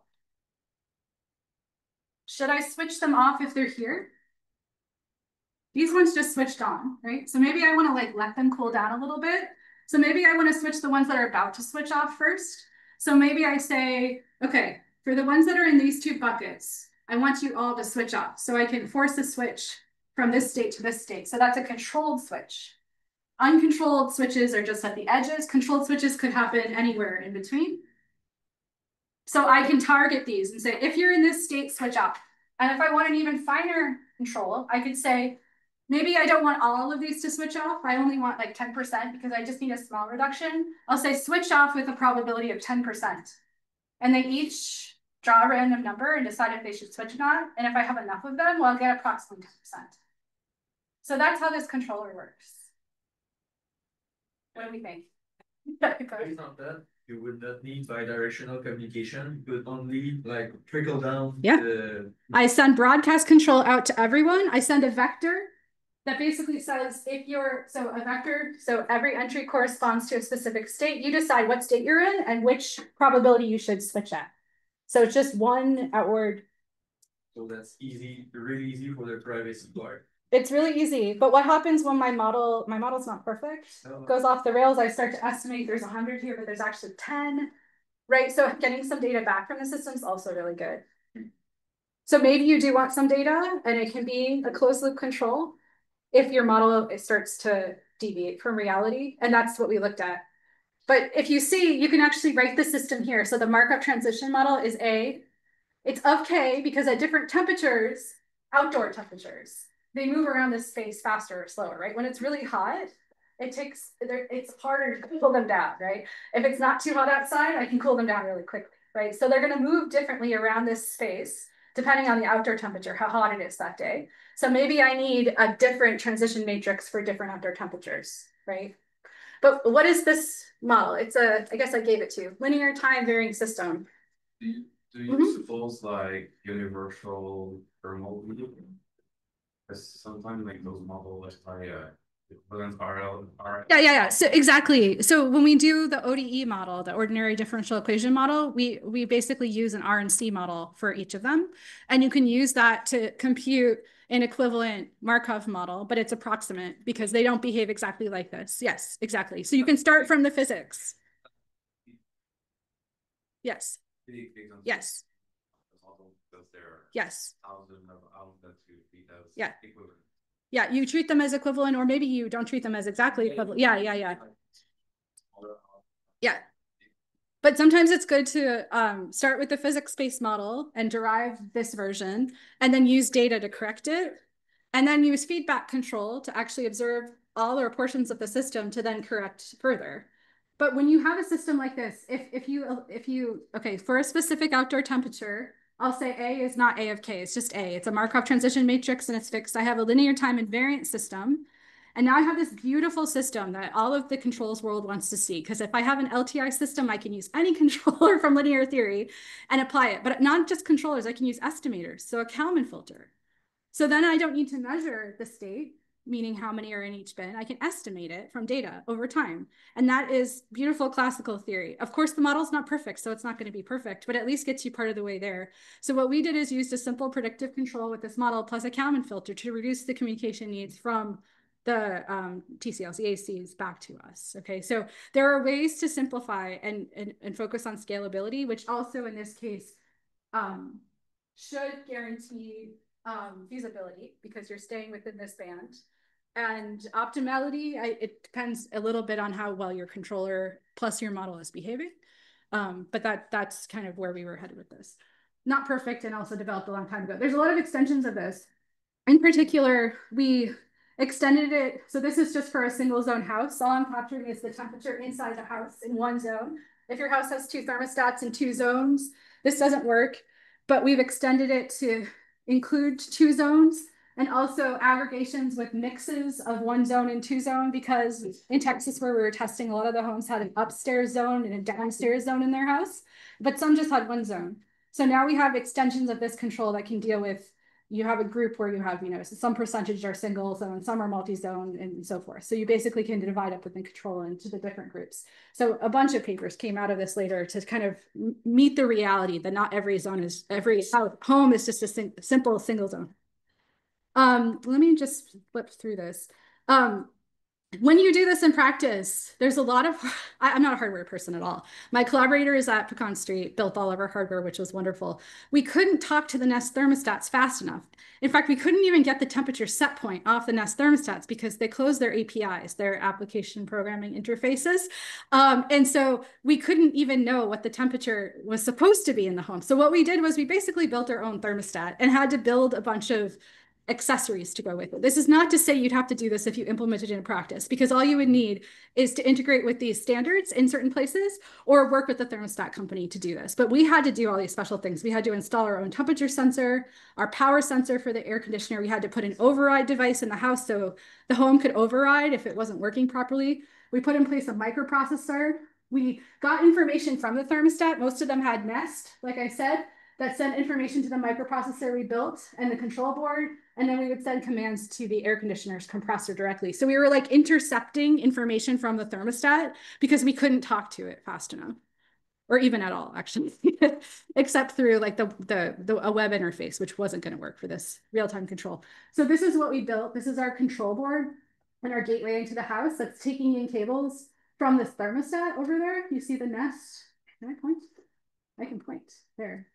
And then this is basically our own thermostat that we can talk to and then intercept information and send our control to. But all we're doing is sending the same type of control commands to the compressor, which is turn on, turn off, that the thermostat would otherwise do. We were just changing the timing of those switches. Whenever we weren't running an experiment, we were just a pass through. So the thermostat's information would just go directly to the air conditioner. So this is what we built. This is the installation of one of the sensors. This is somebody installing it in somebody's house during COVID, which is why he's wearing a mask. And we found a lot of interesting things from this. So given time, I'm going to probably switch to the technical results and talk about those in a little more detail. But the main takeaway from this slide is just, it's hard to get people to sign up for these things because they have a bad experience. A lot of people have had bad experiences with demand response, like what I said before, right? We approached 309 homes. We only got 90 participants. A lot of people said, no, I don't want you in my home. And this is a community where they've done a lot of demos in the past. So this is tricky. But in terms of actually response rates, a lot of these failures here were technical failures. So the device failed. We didn't get enough data to enable the house to participate in an event the communication system didn't respond, etc. So when we have a certain number of homes participating in an event, at any given event, only a fraction of them actually are responding because of comm network computing issues, which is so this is again, demand response in the wild. Like things don't work the way you want it to because of the hardware and the software and the communications network and the Wi-Fi going down and everything, okay? So this happens a lot. So the paper goes through this in more detail, but the more technical results is how well did we do? So the top plot is showing you the frequency regulation signal in blue and what we were able to achieve in red, and you see how well we tracked it. Not perfect, but okay. It turns out it's actually pretty good because when we compute the performance score, we're well above the threshold.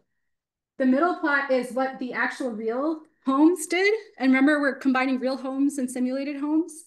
The bottom plot is showing you what the simulated homes did. Together, they collectively track the signal, and they're both actuated in real time. So the simulation's running in real time together with the real physical one. And we're getting feedback from both systems to determine our next control action. So they're really running together, okay? It's not like we correct everything offline with the virtual. We don't do that. It's live, okay? So that's how well we did. And then here is just to show you, we did 4 tests, and you compute performance score, which is basically how well you track the signal. And the best you can do is 1. You have to do above 0.75 to qualify. And that's what PJM says is the minimum. And we always did 0.9 or higher. So basically we qualify. We're as good as a power plant or better in all these cases with this tracking performance. And we also looked at the effect on the end user. So how much people were affected by this control. So one way of measuring that is switching. How much more am I switching their air conditioners on and off? Because this type of control might increase switching, and that might cause wear and tear and make this air conditioner fail sooner. So the baseline is if we hadn't done the control, and our experiments is doing the control. So you can see we slightly increased how much this device is switching. So that might mean that it might not last as long. If you want to solve that problem, you could also widen the deadband a little, increase the range of temperatures just a little bit, and then you could switch more similarly to the baseline. So it's a trade-off. You have to decide. The temperature range. So usually the home sees a temperature range of almost 1 degree Celsius. Our experiments actually made the temperature range more narrow, so it made the home more comfortable because we were tightly controlling the temperature. So that was interesting to see. Violation duration. So this is temperature violations. So how often did the temperature go above or below? So in the baseline case, it turns out a normal thermostat, you violate the temperature band quite a bit. In this case, 20%. Ours was tighter again. We're tightly controlling the house. So that's good, but we're increasing switching in exchange, okay? So the home experiences better comfort, but more switching. And then this last one is a little bit misleading. Energy consumed in the baseline and the experiments. Here we're showing we're actually increasing energy consumption in the house, but I wouldn't worry too much about it because the PJM signal we were trying to follow wasn't neutral. It actually was asking for an increase overall at the time period of the event. So we would have expected it to increase, but this is an issue. A lot of people are worried if you do demand response, could this, even if you do it in a purely shifting setting where you're not trying to increase energy, could it increase energy consumption because you make the appliances less efficient by the controls? I think it's still, the jury's out there. It's not clear. Okay. So I mentioned already that we couldn't get the temperature set points off the Nest thermostats. So we had to look at data and estimate the temperature set point that the user set, which is pretty stupid, right? Because they should be able to tell you. So we had to do all these crazy things just to get this to work. We also saw these really bad delays. So the delay in storing data, the database, we needed this data to run the tests. We also had this delay in process and execution. So we sent a control command and the Raspberry Pi would just like wait on it sometimes. And we couldn't figure it out. So you see the seconds delay, it doesn't look too bad, but the problem is you're trying to close the loop every 2 seconds. So if the delay is 15 seconds, that's not good, right? These are not fundamental issues, but real world issues you will encounter if you're just dealing with off-the-shelf hardware. Yeah, they're also slow. Exactly. That's why we were still able to meet the performance. Mm-hmm. Average time delay that we use for duration that starts shifting is 16 seconds. So I wouldn't worry about I'm not worried about this. It's just annoying because it shouldn't be this way. Yeah, absolutely. And so this paper that I cited earlier, what it really tries to do is like report all of this of like, what does this look like in the wild? So I developed this controller in my PhD, graduated in 2012. And many, many years later, like we are deploying it in the field and trying it out. And then now we're just publishing these papers, right? What have we learned? And it's interesting because what you know now would have made you design this thing differently in the first place. But some of the fundamental issues were not fundamental at all, but practical issues were like we couldn't talk to the thermostat because of the API. We couldn't measure the power of the air conditioner because that would require integration with the smart meter, but we didn't have the utility company on the team. We had these stupid delays we couldn't explain. Also, homes were multi-zone we hadn't planned for, so we had to develop new controllers. So on the top, it shows you how we hacked it for this project just to make it work. On the bottom, it shows you how you could more generally solve these problems, which require fancier integrations, especially open APIs that don't have stupid limits like you could only talk to it 10 times a day, which some APIs have. So these are real issues you have to face when you design these systems. I'm going to pause for another break after I very quickly just explain what I wanted you to learn from this part, which is just that we can use these on-off air conditioners to provide really fancy, valuable services to the grid with minimal impact on users if you do clever control design. There's all these practical challenges, but none of them are fundamental. If we just had the right kind of setup, hardware integration, software integration piece, we could overcome this. And ideally, you could just put all of, that whole device I showed you, that whole thing we built, stick it in the thermostat. The thermostat can already has the computational power and the communication capabilities to do that. So you just integrate it in existing hardware and you could do this tomorrow. So we should be doing it. And I think we should call it demand response. So the last part I'm going to tell you about is I'm calling it demand response of the future because it's more results that are more hot off the press. This stuff, like I mentioned, is almost 15 years old now.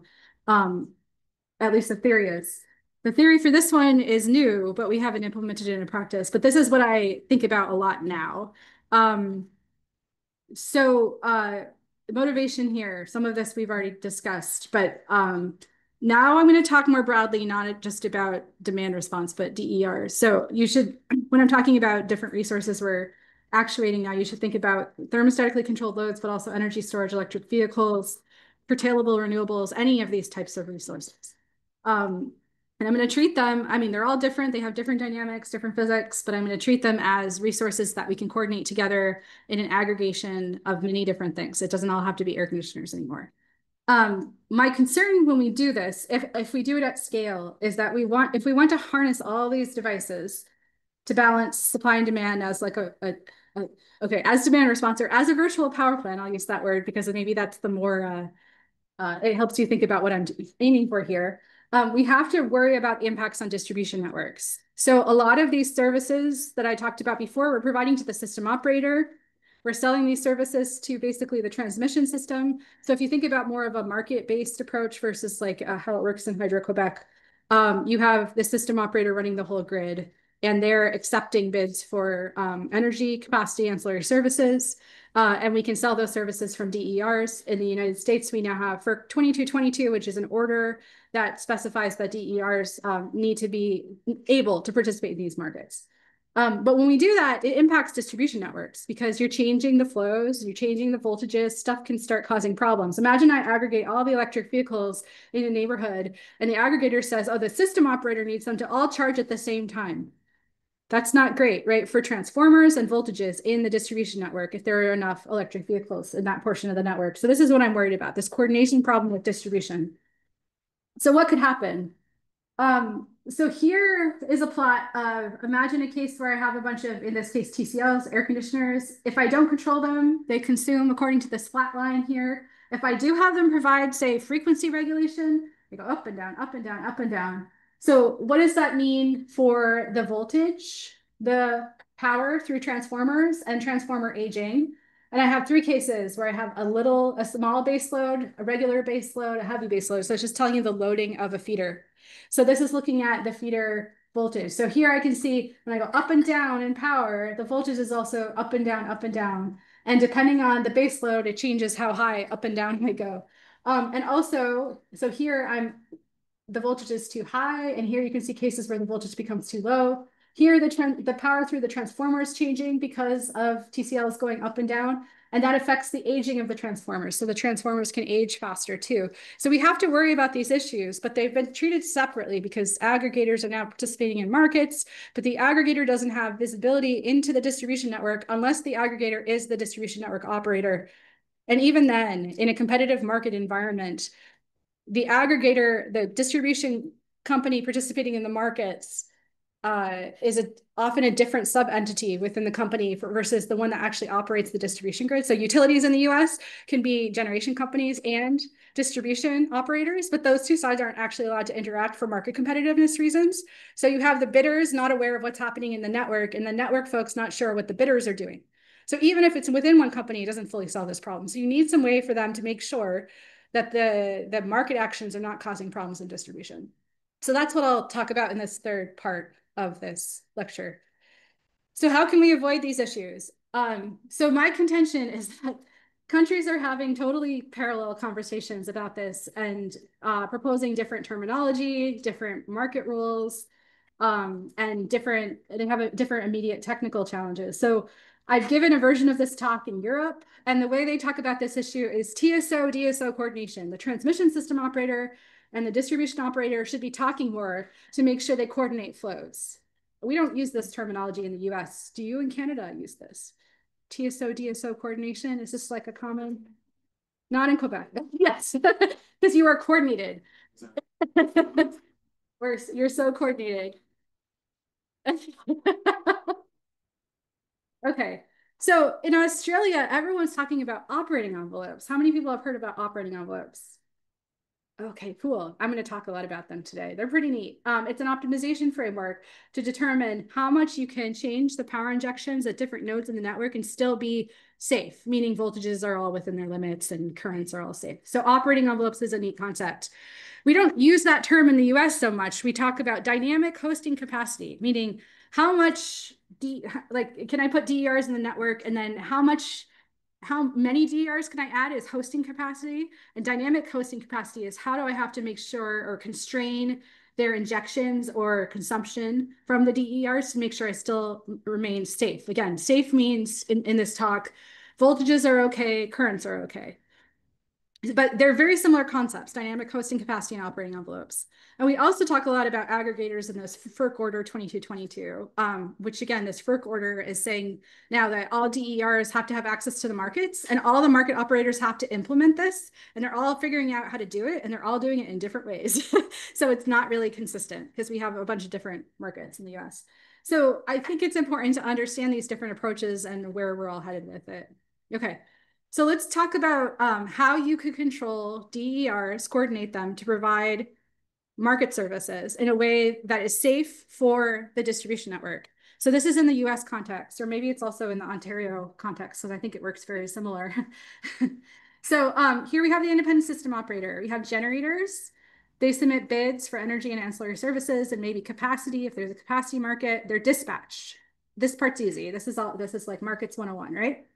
Now we have DER aggregators. In the US, they're enabled by FERC. So they submit bids for energy ancillary services and maybe capacity, and they're dispatched. And then in turn, they coordinate distributed energy resources, right? And those are owned by customers. So it's a very parallel process that hopefully will be enabled in the next 10 years in the US in all markets, and some of them have already started. These exist in the transmission system. This is part of the distribution system, and the distribution system is operated by the distribution utility company. So I live in Ann Arbor, Michigan. We have Detroit Edison, or DTE Energy. They're our distribution company, okay? The issue now is DERs are now changing how much they're consuming and producing, and they're changing the flows on the network, but they're doing that through this participation in the market, and the distribution utility company has no observability as to what's really happening. So how do you get them to coordinate so that you don't cause problems for the distribution utility? So that's the fundamental issue here. So one approach one could use is called dynamic operating envelopes. So again, this is the favored approach right now in Australia. So dynamic operating envelopes are nodal constraints on power injections. And you can think about them more in the context of solar PV. So Australia has lots of solar photovoltaics now. And so much that it's sometimes caused problems. So when you have too much solar photovoltaics being injected into a feeder, do you know what happens? What's the main issue?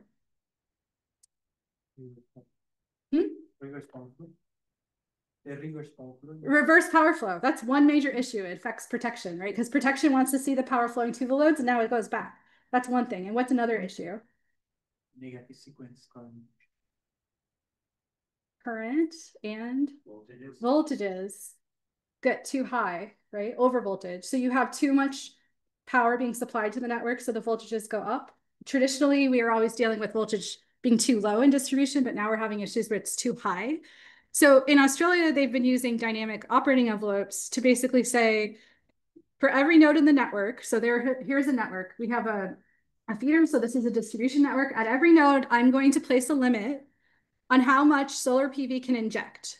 So maybe your system is a 4 kilowatt system, but at certain times of the day, you're only allowed to inject 3 kilowatts net into the system. You can use what you want, but going into the system is constrained because otherwise the whole network will have overvoltage problems. So a dynamic operating envelope at each bus or node in the system will impose a limit, an upper limit on the injection and a lower limit on the injection. But those limits can change over time based on the network state. Okay, so hopefully you're not always told that you can only inject 3 if your solar PV is 4, but at certain times that might be really important to protect the rest of the network. Okay, so these are limits that prevent consumers from fully consuming or injecting as much power as they want. Okay, so this has been kind of forced out of necessity because so many networks were seeing problems.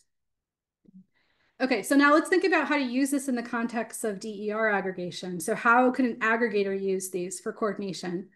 So you can imagine a utility company, so this is the distribution system operator, could compute operating envelopes for every node in the network to say these are how much you can inject or consume at each node. That would make sure that the system the voltages are okay and the currents are all okay for everybody. And the utility company could then send that information to the aggregator and say, at each of these nodes where you have a DER you're controlling, you need to maintain these limits. So it's basically imposing hard constraints on the DERs at each node in the system, okay? The issue here is that what it imposes is that the aggregator needs to know where its DERs are connected because the constraints are specific to the location of the DER. And the constraints are on the total injection at that bus, not the DER's injection. Do we like that? No. So again, the aggregator has to impose these limits. So at every bus, they would have a limit on the total injections or consumption at that bus, but they might only control the air conditioner. And they don't know what the air conditioner is going to do versus the other things there. Those models will favor to what they call like community solar, which are like three-phase, bigger solar farms that's on the distribution system. We have like one resources that are easier to control. Yeah. It's especially important for that community solar when they're large and it's like one thing you're worried about. But I think in Australia, at least my understanding is now it's on residential single phase solar as well. And here, this could also be brought in to include, electric vehicle charging, air conditioner control, et cetera. So you'd have limits on every bus. So you could do that and impose these limits. And you can get, so anyway, I've already teed up the fact that I'm not totally convinced this is the right way to do it, although I have colleagues who are convinced this is the right way to do it, to impose dynamic operating envelopes to constrain aggregators. The key now is how do you get the bounds? How do you get the limits, the upper injection limit and the lower consumption limit at every node in the system? So you can get those by solving an operating envelope OPF problem. So it's an optimal power flow problem that just has a couple extra constraints added. So here I'm not showing you the objective. You can imagine you could design different objective functions. You could try to maximize the flexibility of the network. You could try to make the curtailments fair. You could do different things. But just in terms of what the constraints are to this problem, all the constraints, except the top one, are just OPF constraints. Power balance, voltage drop, power flow, voltage limits. So this is just AC OPF. The first one is computing this limit. So in this case, I'm computing the upper power injection limit. So how much maximally could all the solar PV and batteries inject at every node in the system? So I'm getting a limit at every node I for the system. And then computing that. And then I'm saying if that was integrated into the power flow, make sure that all those are feasible. Okay, so I'm ensuring power flow is feasible for this maximal limit and I'm getting a limit out. And it can solve a similar problem for the lower power injection bound to get an upper and lower bound.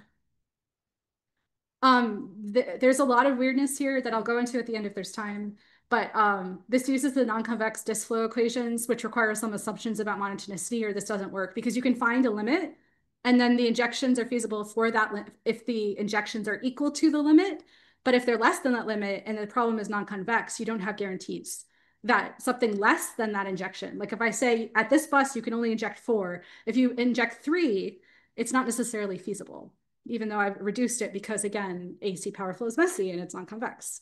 Okay, so there's assumptions you have to make. And empirically, often these assumptions are approximately true and this works. You can compute the limits this way, but it's not perfect. Okay, so stepping back, here we need to consider this broader framework. Okay, so how do we protect the network? One option is to make the aggregator the decision maker, the ultimate decision maker. So this means the distribution operator, the utility, needs to send some information to the aggregator so it can make sure that what it's doing is safe. So it's going to send out commands to, here I say load aggregation, but it could be DERs more broadly. And it gets information from the utility. And it could be, those could be the operating envelopes, right? They could take in the operating envelopes and make sure all the aggregator actions are within those operating envelopes, and then the control is safe. Another framework is actually to make the utility the ultimate decision maker, and utilities usually like this one, so I'd love to hear from Hydro-Quebec if you prefer this one. But in this case, the aggregator wants to do something, but it actually has to tell the utility company, I want to do this, and the utility company checks it and says, yeah, you can do this portion, but not this portion because this would have caused problems. And the utility is then responsible for passing on the safe control inputs. And that might sound a little crazy, like extra steps in the process, but there are places that are converging to this. I was talking to some folks from ISO New England who are thinking about the utilities as being kind of the guarding the network from the aggregators. And so this might be where this heads, this framework. Is the injection that's refused, is this going into an accumulator or is this going to be grounded at just? Yeah, so it's up to the consumer what they want to do. If they want to buy a battery to manage their injection limits, or if they just want to curtail.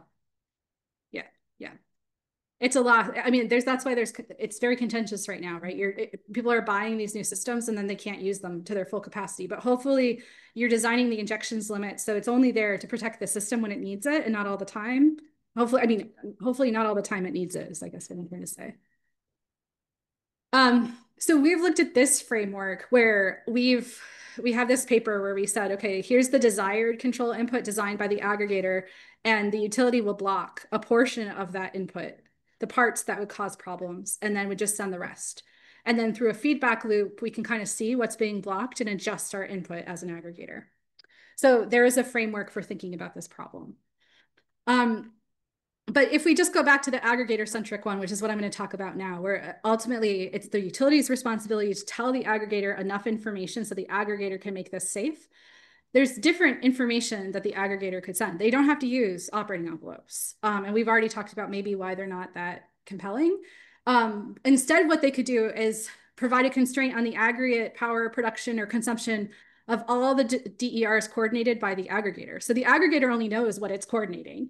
And it would ideally get one constraint on everything. And so if it had a flexible aggregation and it could go between, I don't know, 0 and I don't know, a megawatt, and that was what its aggregation could do. Imagine that, right? If you just tell me only go between 0.2 and 0.8 right now because the grid's experiencing a problem, I could implement that pretty easily, right? So it's just a limit on what the aggregation should do. Or that you could send a constraint on the control input. So if the utility knows what kind of control the aggregator is using, it could actually constrain the input itself. And the input might not be in terms of power, it might be in terms of some other variable. Those two options seem like they should be more conservative because I'm distilling this down to a single simpler constraint, but it also depends on what you assume that the utility or the distribution operator knows, because they might be able to use the information to come up with a looser constraint. Go ahead. Maybe it's the conservative point. I was wondering, do you use spatial information then? Yeah, you do. So then you have to start to think, well, what if all the DERs are at one node? What's like the worst case? But what if, yeah, absolutely. So if the utility doesn't know anything about where things are located or what they're going to do, then yes, you lose spatial information and then you end up being much more conservative. But what if the utility actually knows where the DERs are? And it knows that the aggregator only ever sends out signals that raises their consumption or decreases their consumption at the same time. It doesn't do both, right, simultaneously. And because you know something about how the control works, you can actually be less conservative in that case. So it depends on who knows what. Also thinking in terms of, so if the aggregator maybe doesn't know exactly where all the assets are, And if you think downstream from the feeder, if you have a distribution, if maybe at the top of the feeder you have more load in there and it's causing some, or maybe it's downstream, does using the information of where the loads are committed in the nodes somehow also from a distribution utilities perspective affect sort of their operations? I think so, yeah, because then they could have a model of that and look at worst cases and stuff and not be as cautious because they have more information. I think the way I describe this is like this coordination problem is still, it's like the Wild West. A lot of people are proposing different architectures, different assumptions about knowledge, different assumptions about policy that enable information transfer. Like when I say policy, I mean the regulator setting policy about who needs to tell who what. And depending on the settings that are actually realized in practice, it might lead to a totally different engineering problem that we need to be solving here. And the neat thing about working on this problem now is you get to imagine and say, what if this information had to be exchanged? Like what would that mean? And so I'll tell you about how we imagined it next. And I'm not saying that this is practical, but it's an interesting thought exercise of like how to assume who does what, and then how do they interact in real time. So here's a case where I'm going to assume that the aggregator is going to constrain the input that the aggregator sends to the DERs. So I'm going to assume that the utility or the distribution operator sends a constraint set on the aggregator's control input. And I haven't told you what that input is yet. And it only does it when it needs to make sure the network is safe because there's a voltage problem. I assume the utility has network information, real-time measurements of power injections from smart meters, et cetera. They know what they know, like it's consistent with today, although the real-time measurements might not be so consistent in some places. I'm going to assume they know where the DERs are located, but it can't directly control them. So it has a good idea of who has a controllable thermostat, a solar PV system, an electric vehicle, et cetera, which isn't too far afield because at least our utility knows who has an EV and who has a solar panel, right? And it also knows what type of control approach the aggregator uses at a high level. It doesn't know exactly what it does, but it knows approximately what it does. And then the aggregator, we're going to assume, has a really simple controller.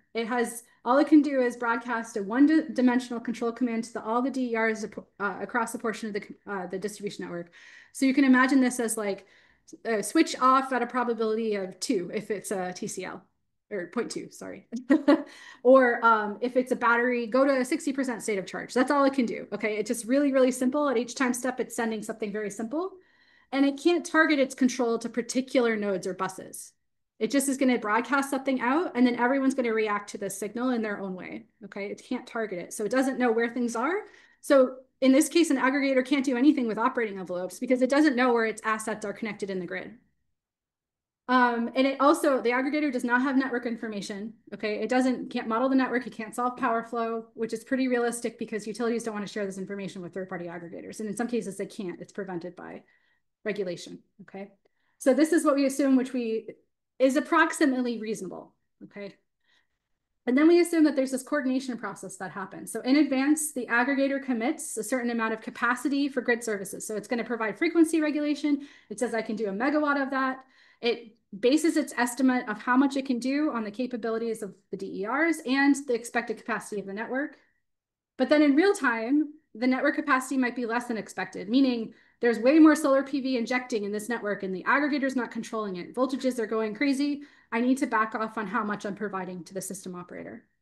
So this is the control scheme. The aggregator so the utility computes the constraint set on the input. So this scalar value that's being sent to all the DERs, it computes a constraint and says, don't go above this or below this, or else we're going to have problems. The aggregator receives that. And it also receives a request from the system operator, from the market, to be able to regulate the DER's power. The aggregator takes those two pieces of information together and does the best it can to command the DERs to act in a certain way to track the reference signal as close as it can without violating the constraint for safety. So it might not be able to provide the service perfectly, but safety is more important, so it's going to prioritize that. The DERs then adjust their power based on this command that was received. The utility then observes, for example, through smart meters, the real and reactive power injections at each bus of the network, and then it can compute again the new constraint set. And it does this over and over and over, but only when the network is having problems, as a way to curtail essentially the service provided by the aggregator to make sure network safety is maintained. So you could say, well, then what does the market operator say? Because you're not delivering what you promised. It's a big issue, right? So, but again, we're assuming that network safety is more important. You don't want to cause over or under voltage. And yeah. I think that was like one of the main problems with FERC 22. They said basically coordination between ISO and distribution utility should be left to regional entity because we don't know. Yes. Yes. Yeah, exactly. So the FERC 2222 only specified that there needs to be coordination. It didn't specify how. All the ISOs are figuring it out. And it's not even necessarily their direct problem. The problem is between the utility companies, which are state regulated, and the aggregators, which operate within states. And so I think the coordination needs to be between those two, and then the state needs to be involved. And just to show that this isn't just purely academic, I have written 2 proposals now with our Public Services Commission, which regulates our utilities, to try to get funded a study to look at different aggregator utility coordination processes so that the state can incorporate them into their practices and force the utilities to work with the aggregators. Because right now, Michigan used to ban aggregators because the utilities claimed that they didn't want these folks operating on their networks that would raise the prices for consumers. So we did ban them. And then FERC 2222 said you have to include them. So now they're coming. But if the utilities don't work with the aggregators can't do their job. So it's been a really interesting time where policymakers are very interested in this very problem, but they don't know what this looks like or if this is realistic or should we do it differently or should have different people talk to different people. Nobody knows. Any other comments, questions about that? And I get uppity about this because I wasn't funded. The proposals weren't funded. The Department of Energy, the Department of Energy said no. And I was like, oh, this is exactly what the regulators want to know right now. Okay. So anyway, so what we do in this paper is we take a chance constraint programming approach. So we basically say, imagine we're the utility company. We need to compute this constraint that keeps the network safe. If I want to keep the network safe 100% of the time, given uncertainty, I'm going to be too expensive and robust. I'm going to have to formulate a robust problem. It's going to be too expensive and conservative. So instead, let me take a chance constraint approach and limit the chance of a bad outcome, meaning here a voltage violation. So this is an example of a chance constraint on the chance of under voltage violation. So I'm saying the worst case voltage in the network is below its limit. And I want to make sure the chance of that happening is very low. And I can specify how low it is by basically tuning epsilon. And so you can see the notations described below, but V is the one step ahead voltage at bus J under the command. So if I issue a control command, the aggregator issues this control command, this is where the voltage is expected to be. And then I want to check, is that going to be too low? And you can have a similar problem to see if the voltage is going to be too high. And then you design the target probability for network safety, 1 minus epsilon. And then uncertainty stems from the fact that the net load in this network is uncertain. You don't know what the load is going to be, so it's hard to estimate the voltages. And so just looking at the time. So I have a brief sketch of the method, but the basic idea is we draw lots of samples. We check if we were to implement these control inputs, if the network would become unsafe. And if it does, we say that's a bad one. If it doesn't, then we say, okay, that control input is fine. So here's a lot of notation, which I'll outsource to the paper in the interest of time. But the main result is that we find that if we can show that these 2 inequalities hold, then we basically have a confidence interval for a specific choice of control limit. So we have a limit that says that limit, if we hold to this limit, then we have a good chance of being safe. Okay, so that's what's going on here. And just notationally, I realize I don't have it on the right slide, but this is, we have to have a certain number of samples to be able to say this with this for this confidence interval. And this thing is a realization of the probability of network safety. So it's our guess as to how safe the network is with that specific control input, given that we have a lot of samples. Okay, so you can prove these things and it's very nice. But what this means is what the utility would have to do is either get a ton of data from the system after doing this for many years, or they'd have to have a very good model of the system and run a high fidelity simulator to check if certain inputs were safe or not, to determine which one is safe, and then how to limit the control inputs. Okay, so You can debate if it's reasonable to be able to do that or not, but usually utilities do have decent simulators of their own networks.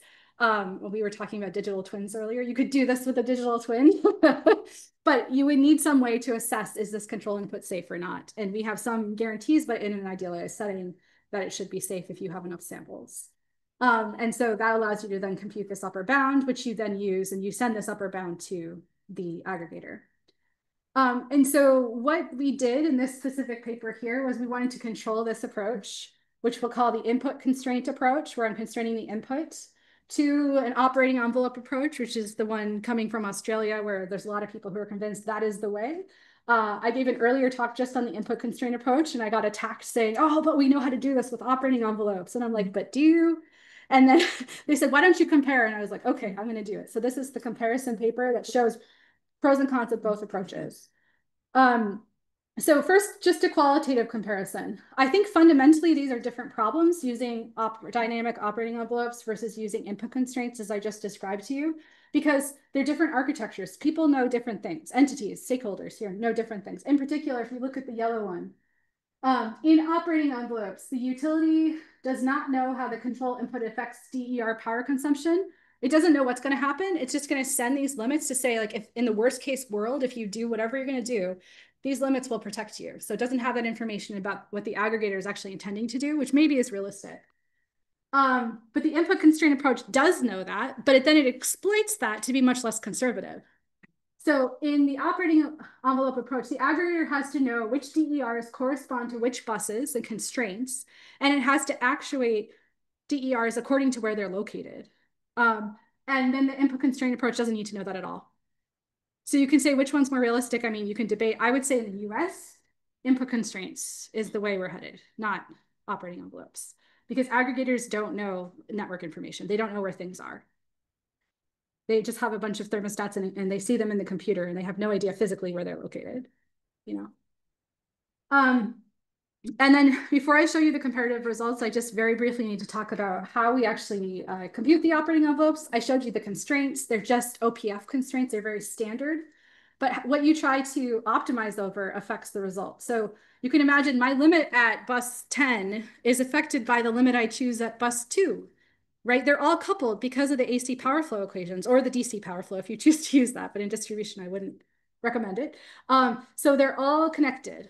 And so that means that I have to be able to weight how much curtailment I have at each bus. So if I just try to maximize the total flexibility in the network, which is the max sum OE approach, I'm trying to maximize how much each of these resources, the resources collectively can inject into the system or consume, then I end up with a very unfair approach. I'll find some buses, I'll set the operating envelope to 0. Some of those buses, they can't do anything, because at other buses, I can get a lot of resource out of it. So instead, what people have looked at is imposing fairness, to say every bus should be able to inject or consume something, because we don't want to cut some people off at the expense of others. So designing the objective function really affects the results quite a bit. So the fair approach is going to maximize the smallest operating envelope in the network to make sure that the worst case person has the best possible deal and everybody else is better. Does that make sense? Because if you don't do that again, you'll have some nodes where you can't inject at all. And we also have to play some tricks to be able to compare these approaches, because the input constraint approach that I described was chance constraints, so a stochastic setting. And the operating envelope approach I described is a deterministic setting. So I'm going to transfer the input constraint approach into a deterministic setting just to compare deterministic versus deterministic. That's what this slide says. It's not actually that important. Turns out when this becomes deterministic, the problem simplifies. It becomes a very simple problem to compute the limits on the control input. So we did a case study where we compared these two approaches. We assumed that all the DERs in this 56 bus network are TCLs. We assumed every bus had at least one TCL. They're coordinated by a single aggregator, and we want to maintain safety in terms of voltage. Have the voltages stay between 0.95 and 1.05 per unit. And then we did a case study where we looked at different cases of loading in the network, because they give different intuition. So the first scenario, very simple but unrealistic. We just evenly distributed the DERs across the buses. And then the second scenario is more realistic. It's sort of randomly distributed across the network. And the third scenario, I'll explain a little bit more why we did this, but we used the random distribution, but then we removed all the DERs from this portion of the network here. Can you guess why we would do that? So the substation is bus 1, it's labeled up there. Why would we remove the DERs there?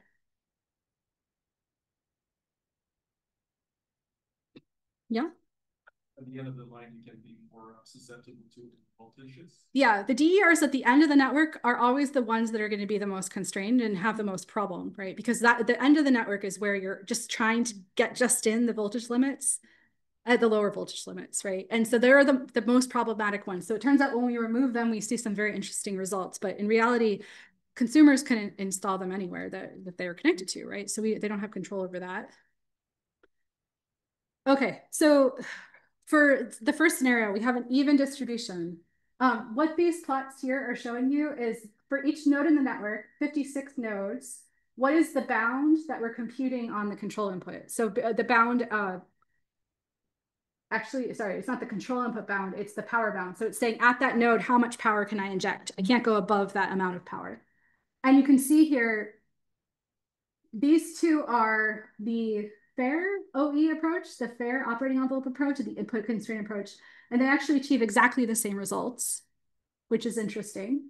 But the maximum approach that's trying to maximize the flexibility of this network computes much higher power bounds here for these nodes. No injection is allowed here for these nodes, and then very high here. So it turns out that these are the nodes that are furthest from the substation, and those are the nodes that are more likely to cause problems with voltage. And so this approach is very unfair because it means if your home is connected to one of these nodes, you can't inject power into the network. You can only consume in this case because we're looking at upper bounds, okay? So you can consume, but you can't inject. But overall, this means that the network is more flexible. It provides more flexibility overall because at other nodes, I can increase it versus this one, okay? So the max sum OE approach provides 20% more flexibility, but at the expense of extreme unfairness. So scenario 2 was where I have a more randomized distribution of DER. So it's like a more realistic case, but not as intuitive because everything's distributed wherever it's distributed. And the main takeaways here are that the fair approach leads to the least variation in limits, but the least flexibility because it's trying to be fair. So that makes sense. The maximum approach leads to the largest limits at most buses, but again, sets these to 0. So it's not fair at all because these guys still can't inject.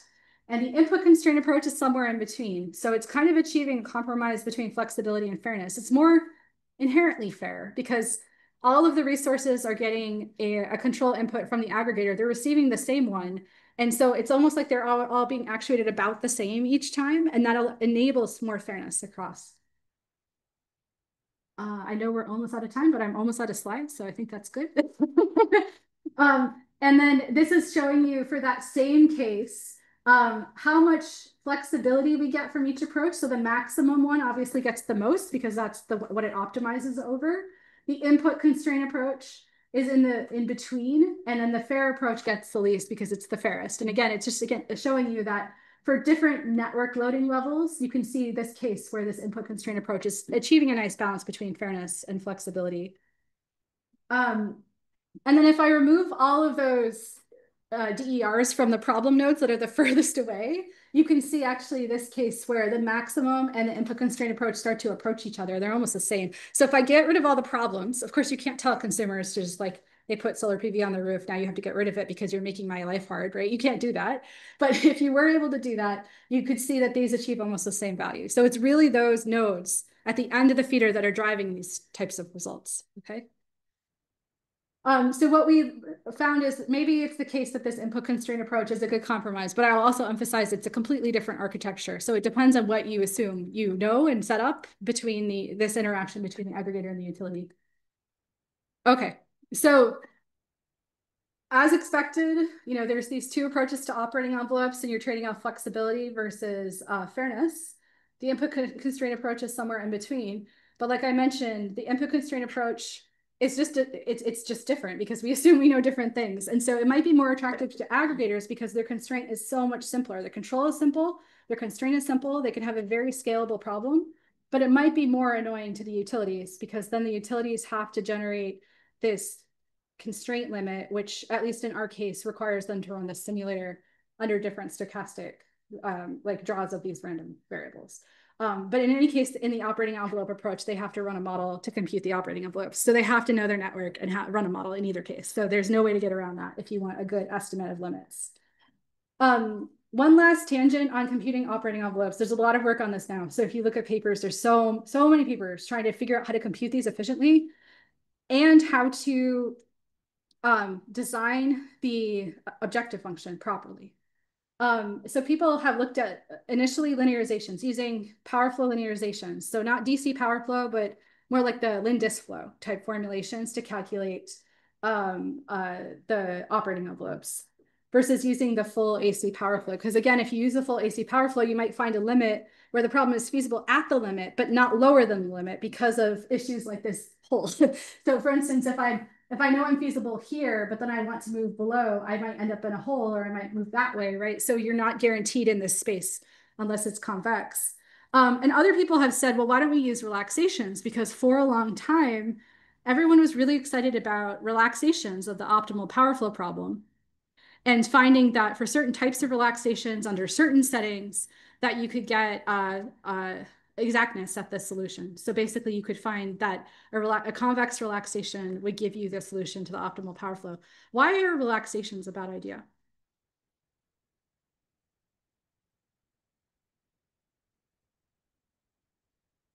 Relaxation. Does that make it more clear? So a relaxation. So what's interesting, I mean, people didn't think initially that it was going to work for optimal power flow in general, but it turns out for some of these problems where you're minimizing cost, the relaxation produces the same solution as the original problem. But in this case, we're maximizing flexibility or ensuring fairness. We've changed the objective function to the optimal power flow problem. And so this will drive us to a boundary probably out here that is not feasible. So relaxation is strictly larger than the original space. And you have all this space of danger because all that space, you're going to have a voltage violation or a current violation. Okay, so relaxations are probably not a good idea. So if you see papers out there that talk about using that for operating envelopes, be cautious. We actually wrote a paper recently where we were trying to prove that they're always going to cheat, meaning they're going to choose a solution that's not feasible in the original problem. It turns out you can find some cases where it works, but it's under very weird, strange assumptions. And it's hard to come up with like a rule that says like, if the problem is this, then it's going to work. So I would caution you not to use it, but we tried really hard. So this was a collaboration with Dan Molzon and my student, Hannah, to write a paper to show that you never want to do this. So maybe you want to do it, but you have to be so careful. I wouldn't suggest you do it. Go ahead. Is it possible to do a relaxation and then project into this? You could do things like this, but then it's not necessarily optimal. Yes, I'm sure there's algorithms you could use, but you still need to check for feasibility. Yes, yeah. There's a lot of other work looking at restrictions, which is great. So you're inside this region, but it's just a function of how good your restriction is. If it takes up a tiny little circle, it's not going to be a good restriction. If it tries to take up a large area, it might be better. But I will say, using the AC power flow doesn't, like I mentioned, there's no answer to this. Only the restriction will guarantee you a feasible solution. Using the AC power flow won't, because you're computing an upper bound and a lower bound in two separate problems. So there's no guarantee that those bounds, which are computed separately, have a feasibility between them. So this is something that I feel like our community working on operating envelopes hasn't fully explored yet to understand like the right way to think about this. So, and also when people do the restriction problem, they still split it into two problems where they do a restriction for the upper bound and a restriction for the lower bound. So again, the total is that. Now I'm second guessing. Maybe that works. Maybe that doesn't work. If it's the same restriction. Anyway, okay. So there's a research problem for somebody in the room. I will finish this up. Okay. So overall, what this means, so DERs can help balance the grid, but we need to really be very careful about this network issue of affecting the network. It's still not clear what the best strategy is for this coordination problem. You should invent your own coordination assumptions and then think about what that means for how you would formulate the engineering design problem. And that we need more comparisons across different places because we're all having the same technical issues across different continents, but we're converging to different technical solutions based on definitions and policy and different things like that. But there's still these fundamental technical things that we need to talk about together. I'll skip that. But the overall takeaways of this lecture, last slide, is that demand response is more than shedding and shifting. Remember this, okay? Think about your conversations about the definition this morning. Advanced demand response is really neat and we can implement it in the field, although that's really hard, but we should do more of it and we should call it demand response. We should call it demand response. Sorry, that just ends there. And then if we scale demand response, we need to be careful that we don't cause these network issues. And I think that's where like most of the really exciting things are right now. And I'm just going to advertise, we're setting a new conference, North America Power Conference. The first one will be September 2026 in Boulder, Colorado. Papers due in January. Please submit. We guarantee you a very high quality review process.